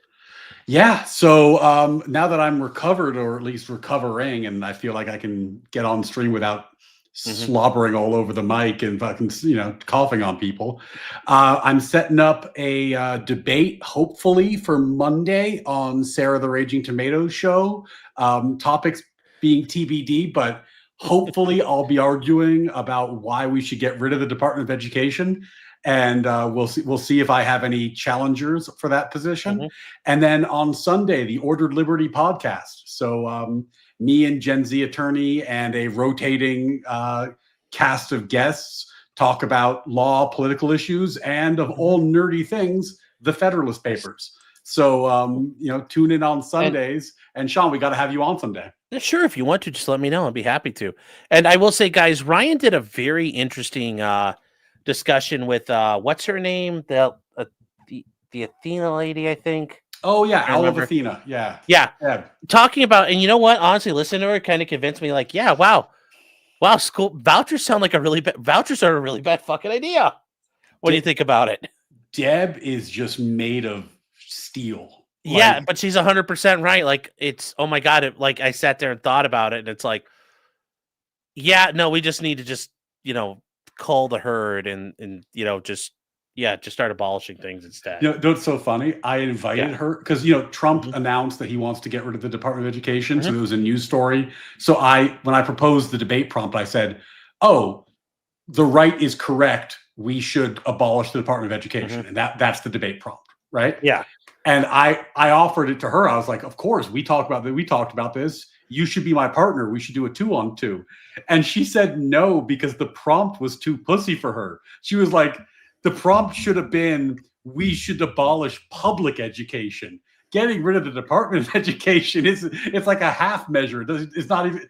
So she didn't want to touch it because it was not extreme enough for her. Well, we should abolish the Prussian style of the Prussian education system that we have. No, but she's awesome and has absolute steel in her spine. Like, she does not play. Yeah. No, but I mean, I listened to that and I'm just sitting there like I was driving and I'm like, oh my God, she's right. Like, these vouchers are garbage. And I'm like, I was like, geez, I'm like, wow, completely. Well, this is why I've been so fixated on the American moral proposition and American philosophy recently, because I'm realizing, like, in the debate with Pisco I had, which if you haven't seen it, it's on my channel, it's on Sarah's channel. It's a good debate. But I was arguing in favor of an American philosophy and American morality. And Pisco was arguing to the contrary. And what I realized is, in the conversation, he doesn't think his view's extreme because he's been taught by smart educators his whole life that there is no such thing as objective morality, that it's all subjective and everybody makes up their own moral compass as they go. And when our founders said that our rights came from God, that was just them being silly, like, ha ha ha, what do they know, right? Like, we can look back and laugh about it. And he doesn't see that as an extreme departure because he's been taught that that's correct. And that's crazy. Like we can't let people with a vested interest of disconnecting us from our intellectual heritage be in charge of teaching our children. Oh, I agree fully. And guys, this is the link to that stream where Ryan's discussing education with Owl of Athena right here. Yeah, that was a good conversation. It's very, very good. It's very good. But and that's the thing. Yeah, I like we were talking a little bit beforehand. I totally agree with you. Like, yes, it's that idea because once again, you're just saying like, well, I've got a passport. Like, okay, cool. Like it's almost like it's like in Saving Private Ryan where the German guy's digging that grave and he's like, "Fancy schmancy, Mickey Mouse." It's like, no, that's not. We're not. No, you're not. That doesn't make you an American. It's the underlying, because without that underlying fabric, that's the issue with America. America was very weird compared to the rest of the world because, the Belgians live in Belgium, the French live in France, the English live in England, the Irish live in Ireland, the Germans live in Germany. And you could say like, oh, that's all mean and stuff like that. But history has been ethno-states. Mm-hmm. The Illyrians lived in Illyria. The Swabi lived across the Rhine. They didn't come into Gaul. Like everybody had their little piece of land, and that's where you stayed. And you look at the Balkans. You have all these little enclaves. You look at like the Central Asian republics. You have that issue. The modern borders of Europe were shaped to generally eliminate those enclaves at the cost of generally killing the people in those enclaves. Like France and Germany, like they settled that border. France and Spain settled that border, but there's still like little enclaves here and there. They settled it because it was all ethno stuff. America was the unique thing because it's like, wait, like the Dutch, the Swedes, the French, the Germans, they all have to get along. There is no, even back into the time of the founding, like, yeah, the Quakers had Pennsylvania and like the Catholics were in Maryland, but like those were kind of like the handfuls of things where that actually happened. For the most part, it was, you're here. Yeah. And everybody agreed on the underlying principle. Yeah. And George Washington embraced the Jewish population shortly after his inauguration, right? Like, because there was something that binds us beyond our religion and our ethnicity. Mm-hmm. Like, and that's the fabric. And I think one of the first times I got on here with you, you said something to the effect of, I'm going to paraphrase, I don't have the quote. Yeah. You said something like, yeah, of course, America is like, I think we have a God-given destiny. I think what's happening here is important. And it's like, oh, well, that's it. Immediately I was like, well, Sean agrees with me on what America is, right? Like he agrees with me on like the foundation of the country, that we have this specific philosophy that binds us. Now, we're going to agree and disagree on politics, on legal interpretation. We generally are chummy, but I'm sure there's stuff that we disagree about too. But that now I know that we're on the same team. Yes. Right? And that's important. I don't know how that works. If you're like, well, I think our country has this unique philosophy, and the other people are like, well, I think our country's unique philosophy is garbage and should be discarded in favor of something different. And you're like, well, holy shit, what side are you on? Well, yeah, I mean, like, do you like what? There's no other option other than we're going to do what the rest of the world does. And you want to make America into a bunch of Bantu stands.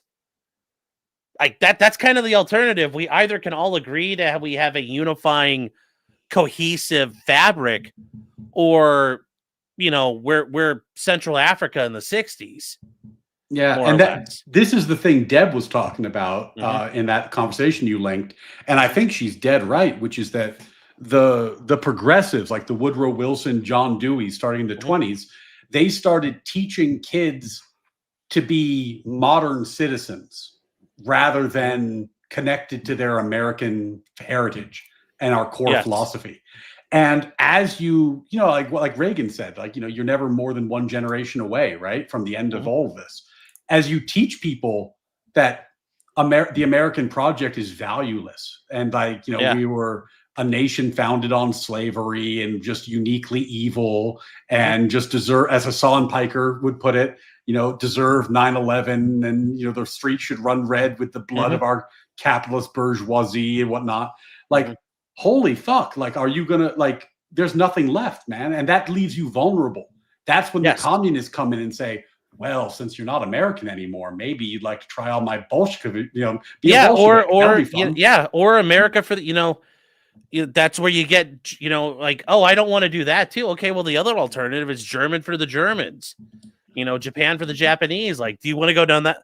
The other roads aren't good. The other roads don't lead to good things. No, that whenever somebody wants to have a bloody revolution in this country, the first thing they do is they say, we got to get rid of the American proposition because it always stands in their way. Always, right? When they're like, shit, we want to be communists now. It's like, well, we got to get rid of Jefferson. We got to get rid of Jefferson first, because if you're proud of Jefferson, you're not going to be a communist. It doesn't work, right? We got to do the 1619 project, because if you're proud of the founding, this isn't going to work. We got to tear down your history and make you disconnected. Yeah, and that's then you're vulnerable. I think the way you said it is good about, the founders realized, like, yes, we're saying all these ideas, but they also realized, like, even Jefferson's like, yeah, I'm not living up to what I'm preaching here, but I'm leaving this place. And this is where, I heard this first when I was in college in my fraternity. And like, one of the things was always, you want to make this place better than you found it. You want to make it so you wouldn't be able to get into it and make it that strong. Like, it's better than what you left it. And for Jefferson, the colonies were better than where he found them. And he left them at a better spot. And yes, it wasn't the best, but it took a lot of correction. It took a lot of things getting fixed. And America had paid a price in blood to fix it. A massive price. It risked its existence to fix it. And then it moved on. And then it spent even more time fixing it. It had to fix it even more. But it's generally getting better. And that's all you can do. If you're improving, I don't know what more else, it's not going to get fixed tomorrow, but is it better than what it was? Yes. Well, and that's the tell, right? Like when Martin Luther King Jr. was doing the civil rights movement, he didn't reject the American moral proposition. He quoted it. Yeah. He said the Declaration of Independence was the check not yet cashed. Like, you said all men are created equal. Let's do that, right? Like, he embraced it. He leaned into it. He said, this is true. Let's build on it, right? So the tell is when the fucking communists show up, they say, oh, actually, it turns out that was bullshit all along, right? We gotta get rid of that because, it turns out if you believe that, you're not going to believe what Zoran's selling you. And, we got to lean into Zoran. Hey, but you're going to you're going to be able to ride the bus for free. I mean, he strikes me as, and I don't know if you had this when you were in school, but every once in a while somebody would run for like student government and they'd be like, listen, we're going to sit down with the teachers and we're going to tell them what the fuck is up about your homework things. And we're going to negotiate for that. And everybody's like, yeah. And that, like, I remember I was in college and I came home for something. And one of my siblings was still in school at the same high school. And I had to go do something. I ran to one of my teachers. And I was asking, like, I got a question. When that happened, did any, like, what happened? Like, oh, yeah, basically they were told, like, yeah, we're not doing, that's not happening. We're not doing that.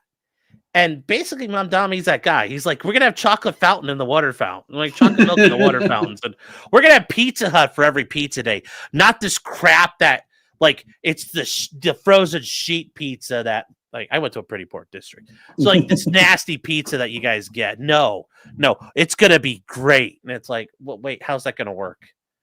I mean, I don't know if you saw this, but he released an ad today being like, hey, can you donate to my transition team? He did that, already too. Yeah, I promise I won't need your money soon.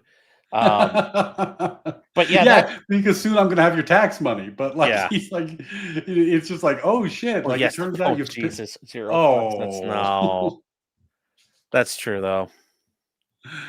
Yeah, he's gonna make it so you guys have to eat all your food with your hands now too. I heard. Yeah. Oh shit, Chipingo, don't talk to me about the 2K tariff checks. That just depresses the shit out of me. Okay. Yeah. Well, I mean, that'll go into the night vision fund for me. So I guess.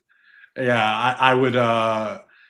I'd invest. Well, it's just like the stimmy checks. I'd You know, how many invest it people in something inflation proof because it's going to inflate the fuck out of the economy. Well, you so. can't buy. Well, it's hard to buy ammo when you're in the tri-state area for you. So. Well, yeah, we're on the Chris Rock plan. Bullets cost $50,000. Yeah. But Pizza Hut can run the education system. It could with the book it things. Yes, I remember those. Those were so good. When I was a kid, going to Pizza Hut was like the shit. Yeah, that was like, it was like the event of the month if you went to Pizza Hut. Like you'd be talking about it. Yeah, and you got your personal pan pizza, and it was all the big red and, cups. It was a thing. Yeah, well, all of it, all that's gone. Like they've taken so much from us. Also, this is like the weird bit for me. Was Pizza Hut pizza better back then, or was I just a kid so I didn't know any better? I don't think we really knew any better as kids. Like kids eat slop and they're like, oh, this is great. But then you get older and you're like, there's a lot better kinds of pizzas out there. So yeah, I mean, part of me thinks though it must have been better because it was okay. I remember being like into it, but then again, I wasn't like a connoisseur, right? Like, what the fuck did I know? Yeah. I mean, Copious says, "Whoa, I love slop now." Yeah, it's okay. Like I've had Pizza Hut recently. Like it's all right, but there are far better like little hole in the wall joints. Like those are always going to be better pizza. At the end of the day. You know Fabian Liberty? Yes. He made this point last time I was talking. I know who he is. I don't know him, but he's pretty based. I like him. He's like he's an ANCAP. He's an ANCAP. So you know, like ANCAPs are acquired taste. Like you gotta be ready to go down the ANCAP rabbit hole. But he was saying an interesting point that like we talk about inflation in terms of price, and we talk about shrinkflation sometimes. Like you get less chips or whatever. There's more air in the bag. But one thing we don't talk about is probably what happened to Pizza Hut, which is that they replace the ingredients with cheaper ingredients to keep the price low. So you still get a pizza and the price might look the same, but it's not really the same pizza. Exactly. There's more artificial shit in the cheese and you know what I mean? And like, and that's a bummer too, right? Like they kind of get you on every way you turn. Oh yeah, no, that's the thing. And you know, there is something to be said if you make a quality product and you raise your price. You know, the people that appreciate it will pay for it, but it's like the easy answer is to cut costs when things start turning down. So yeah, I mean, no, I agree. Things have changed. So yeah, they sure have. Then you got like in New York, you got the dollar slice, which was like the thing, right? Like, which is like they're not hiding the ball, man. They're like, this is the cheapest fucking pizza in the world. Like we are exactly what you think we are. But you know, sometimes you got $2, you want to eat, there you go. They still do dollar slices? Not really. I was gonna say it's kind of like Costco. Like the price for the hot dog and the Coke was like it became $1.50 instead of $1. So it was like that was the inflation peg, you could tell. I will say though, if we're just talking like food value, the Costco rotisserie chicken remains undefeated. Like it is just a value like no other.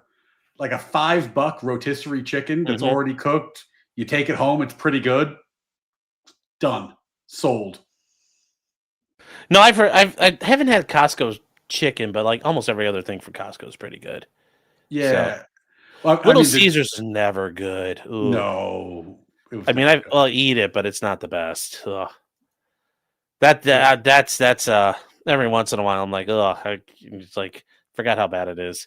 Yeah, that's pretty rough pizza. I mean, the only thing Little Caesars did that was good is they support children's hockey leagues in the Detroit area. So that part's cool, but the rest of it is like, ugh, the pizza actually sucks. Yeah, we're actually fat again. That's fine. Suffer. My wife has like a real affinity for Papa John's. So Papa John's isn't bad. If you're gonna order it, it's probably the best of the ones we've mentioned. But Yes. it's also like not. It's almost like a different food on some level. Like Papa John's is like its own thing. Mhm. Yes. Yes, it is. They do. Yeah, that's Yeah, hold on here. I forgot. Sorry. Yeah, I saw that people are telling me about that lady who got indicted for stealing all the FEMA money. It's like, yeah, there's all kinds of stuff that happened recently. So the Costco hot dog's still $1.50. Yeah, but they had to raise the price. No, It was, I will say though, yeah. $1.50 for a hot dog is still a good value. A That's good like, hot dog too. Yeah. That I'm not complaining about that. Like, Yeah. Especially No. like I'm not like a crowd person. So Mhm. when I'm in Costco, I'm stressed the fuck out. So, like a little oasis is like a nice moment. Yeah, Arizona iced tea is still reigning supreme. Yeah, they're one of the unique ones. So Yeah, no, your chatter's right. This is all loss leaders. yes. Like Costco won't sell you more than 2 chickens because they're losing money on the chickens, right? Yes. Like it's But all they about hope you getting you think to with buy the other TV stuff. out there. Yeah. Yeah, exactly. And the membership and the whole, Yeah. Well, I mean, Ryan, I don't know what your schedule looking like. If you want to keep hanging out for a bit, we can. I just don't want to keep you if you're No. busy. You are making me realize that I should be responsible because I do have work tomorrow. But So do I. Sean, So do I. yeah, it's always a pleasure doing law and then just broing out with you, buddy. And yeah, so I'm Ryan Mulally. If you like or hate my takes, please drop by on X or YouTube. I appreciate your support. And if you hate what I have to say, subscribe anyway. Come to chat, and I'll tell you why you're a fucking moron. And we can have that kind of relationship. Well, there we go. Hey, it all works out at the end. It's all engagement. Yeah, sometimes the most fun is when people show up in chat with a bug up their ass. That can be good Yes. too. All right. Well, thanks, Ryan. You guys have a great night, Ryan. Hey man, thanks for having me on, Sean. Yep. Always Take a care. pleasure. Bye. All right, guys, that's Ryan. You guys find him over at Ryan Mulally. Find him over at that on Twitter. And then remember, you guys could find him over at Natural Law with Ryan Mulally over here on YouTube. Guys, he's got 381 subs. Help him get over that 1,000 mark. Let's get this guy. Get this guy. Let him get monetized. Let him make some shekels. I appreciate you guys all helping out. Throwing stuff my way, but let him make some shekels too out there. Let him get that going. So you can find him there, guys. It's good stuff. Good stuff. Hella says, is that him in the pic? I think it is. I think it's like an AI tuned up thing, but yes. Yes, and yes, thank you, Erica. Also, Erica, you need to reach out to 2.0 when you get a second, please. Thank you. Oh. 2.0 told me never mind. So never mind. Don't worry. So, all right, guys. With that said, we got to catch up on some super chats here. Going back to the beginning, guys. Sorry, Ryan and I were in a thing, and so I apologize. We'll get to your super chats here, though. The Chugi Show for $4.99 says Sean was going to expose everything, forced to flee in the hiding. The show will now be hosted by Clyde as soon as he decides on which sweater to wear. Yeah, it's getting to that point. Clyde is going to need a sweater. Very true. Very true. Fair Frozen 55 says, seems this whole thing is more just look at the time. Nothing happens o'clock. I didn't even hear this happen until an hour ago. Yeah, I mean, we'll see. Like I said, we'll see. But I want to see the list of names. The list of names is going to be good. It's going to be good. Stabby says, I've been subscribed to Sean, so he had like 500 subs. YouTube still doesn't notify me when he goes live. Yeah, I mean, they fear us. They fear you. They feel your power. They fear us. That's right, chat. Susan's always been scared. She controls YouTube from beyond the grave. They're scared of us, chat. They know. They know what we're capable of. Harbor Warble says the sector abides. It does. It does. And then make a Mobas for $9.99 says, I still laugh at the fuckwit Barnes. He's been so far up Massey's ass about this whole thing. Barnes is one of those who stirs the waffling on the conservative side. Well, I already have my opinions on Robert Barnes. Every once in a while, he gets something right. I think on this one, Massey was right to stay strong. I think Massey comes out of this looking like $1 million. So, yeah. 80 says, where will the House Oversight Committee release these files for the public specifically? If you go to like the House Oversight GOP on Twitter, they have their own Twitter page. Let me see here. Let me see.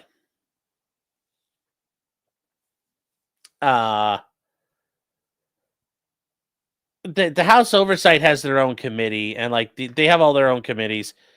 Trying to find it here. Where's the? They have their own committees, and they have their own Twitter page. Like stuff will get released if you go to like oversight.gov or oversight.congress.gov or whatever it's going to be.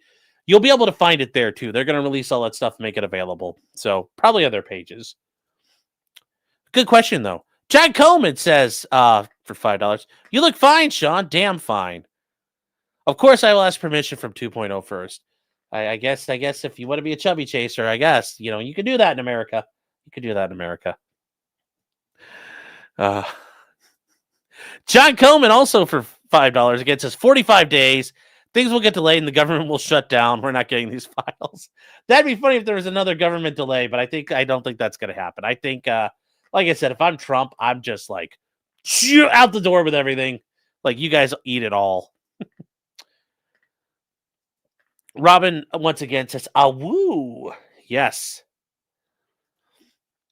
Brimstone saying, how has Lady G, meaning Lindsey Graham, and his ladybugs not been exposed in the mainstream media? Because he is opposition to use against Trump, but also he's part of the military industrial complex because he's all about bombing everybody. So he has a role, he has a purpose that he serves. That's why. And it keeps him in line. AJ Red Sox has been a member for 3 months. Thank you for being here, man. Says, watch the files will be much about nothing. That's what I think ultimately. Bunch of redactions. Anonymous says, what is your bet for the funniest name on the list? I had LOL for days if Al Sharpton was on there. Oh, I'm sure. Like I said, think about the people he knows and has interacted with. You could probably throw a rock and you'll hit one of them. That list is going to be fucking massive of that part. Yes. It's going to be huge. I bet all kinds of people. If you could think of them, they're probably on it. And then EDW Raptor for 10 subs. Let's fucking go tonight, chat. Let's go. Yes. Thank you for the support, EDW Raptor, and your generosity. Adam Simon for 1 sub. Thank you, Adam. John Coleman for 5 subs. The Amateur Iconoclast for 1 sub. Thank you guys so much for your support and generosity. Big fucking support tonight, chat. Jessica Lynn's been a member for 13 months. Thank you, Jessica. Thank you so much for your support. I appreciate it. John Coleman says, give me the wrench. Well, you don't just get it by asking for it. That's not how this works. John Coleman also says 69,000 memberships and Sean will end mouth suffering. I mean, for 69,000 subs, okay, yes, you've named a price. I will accept that offer. 69,000 subs, chat. Can we hit it?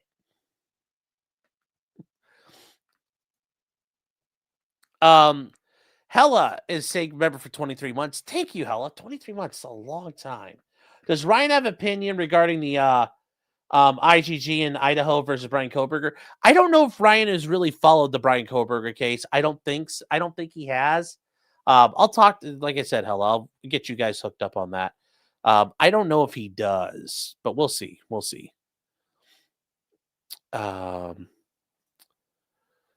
John Coleman says, my favorite pizza comes from Pizza in Du Twatch. If that's a joke, I messed up there. Sorry. Robin Hood for $4.99 says the fuego rises. Yes, the fire rises. The fire rises. Yes. And then Grassroots Hegemon for $20 says, "Oi, Sean, you are still streaming on Ryan's channel. So no more fun Fed posting, but rub Clyde's belly." Oh, of course, I will always rub Clyde's belly. And thank you for $20. Much appreciated. Thank you so much. Say said already subscribe. Well, thank you. Grassroots says, "I was Ryan's chat, support his channel, but also thanks for the shout out, Sean." Of course, man. Sean is an idiot, is what 2.0 was saying. I mean, like that's like a default. It's if you put a string in her back and pulled the string, that's what she would say. Sean's a retard. Sean's a retard. Adam says, "Great show tonight. Thank you." Pete Up says, "Did we get a Clyde appearance?" Yes. I'll see if we can get another one. Let's see. How long ago? A little while ago. Hey, Clyde, come here, Bubba.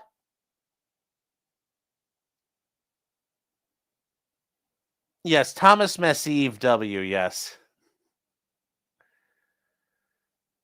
Let's see. Adam Simon says, "Deutschland über alles." Yes.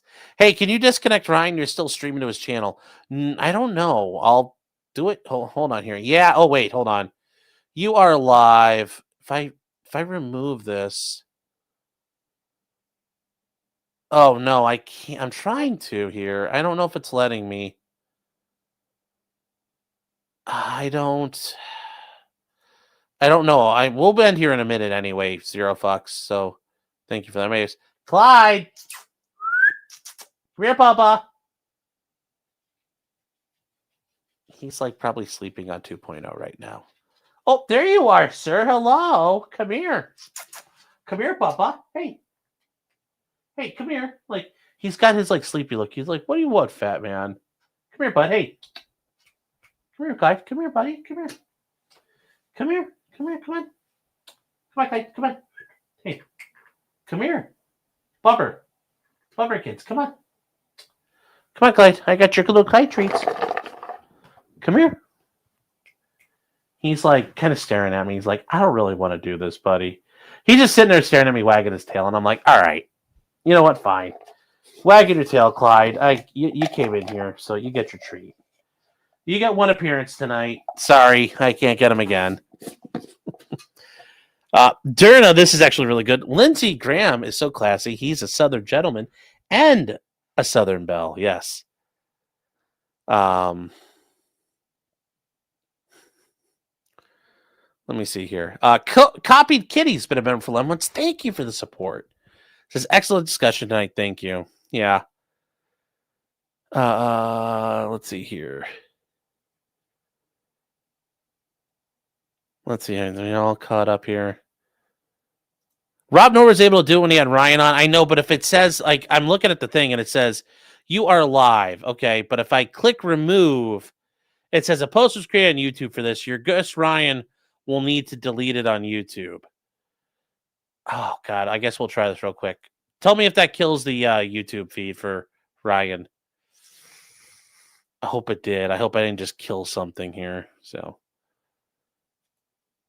did that fix it for Ryan? Let me see. Let me see here. Did that fix for him? Yeah, let's see. Yep, it killed it for him. Good. There we go. I figured it out. I did it, chat. I figured it out. I did it. Taking over his channel. Yes, it was a coup. It was just a coup, chat. At least you're still streaming here, yes. Ryan's went down. Yep, I took care of it. I think I got it. I was just worried I didn't want to delete it for him all the way. Although it's funny, the thumbnail is now me trying to figure out how to mess with it. So I stole Ryan's thumbnail. It's not a coup. Yes, it is. It was a coup. So, oh, Tim, that's not funny. Jeez. Oof. All right, guys. So we're all done here. We are going to wrap this up. It is time to get ready to go to bed. Got stuff tomorrow. Yeah, so yes, the Epstein stuff is done. It's not the end of the world. I mean, that's kind of where we are, guys. We'll see what this actually turns into at the end of the day, but yeah. So I don't know what to say. We'll kind of leave that there. Don't you do locals on Tuesday? Well, it's Wednesday, so no, we do locals normally on Monday. So, did Future Martin Mrs. 2.0 wish you a happy International Men's Day? I don't know. Hold on. Did you wish me a happy International Men's Day, sweetheart? When? You did? Oh, okay. So I guess she did. I don't remember. So it wasn't a coup. It was a color revolution. I like that. There we go. Yes. All right, chat. So we are done. If you guys are new, please hang around, like, subscribe. And then tomorrow night, 9:30, we got the Thursday night stream. Got a lot to talk about. Whistling Diesel got arrested for tax evasion. Jack Doherty got arrested for being a tool. The new Glocks are been out, and people have already made them full auto. There have already been switchies made. So we'll talk about all that and other things tomorrow night at 9:30 Eastern time, the only time zone that matters, guys. Hope to see you there. Yep, I'm tripping and the winged hussars arrived. Yes, they did. They're coming down the mountainside. Spughead says, oh, fuck, it's Wednesday. Yes, it is. Trust me, I drove to the wrong courthouse this morning because I was just so exhausted from the last couple of days. But it's like I drove the wrong courthouse in the same county, so I drove like 10 minutes up the road and I got to where I was going. So it's kind of funny. It was like, funny, but it was still funny. So who will reserve our bench at Stoney's? First come, first serve. So, all right, guys, with that said, good night to everybody. And remember, until next time, just because you're on the Epstein Files does not mean you're guilty, although it's going to be really, really, really, really, really, really sus. So, good night, chat, and I will talk to you guys tomorrow. Marlene, no, I did not talk about Mickey Steins. We're going to talk about that. If I can fit it in tomorrow, we will. It might not, or it might be its own show. I don't know yet. We'll talk about that, though. Good night, chat, and take care.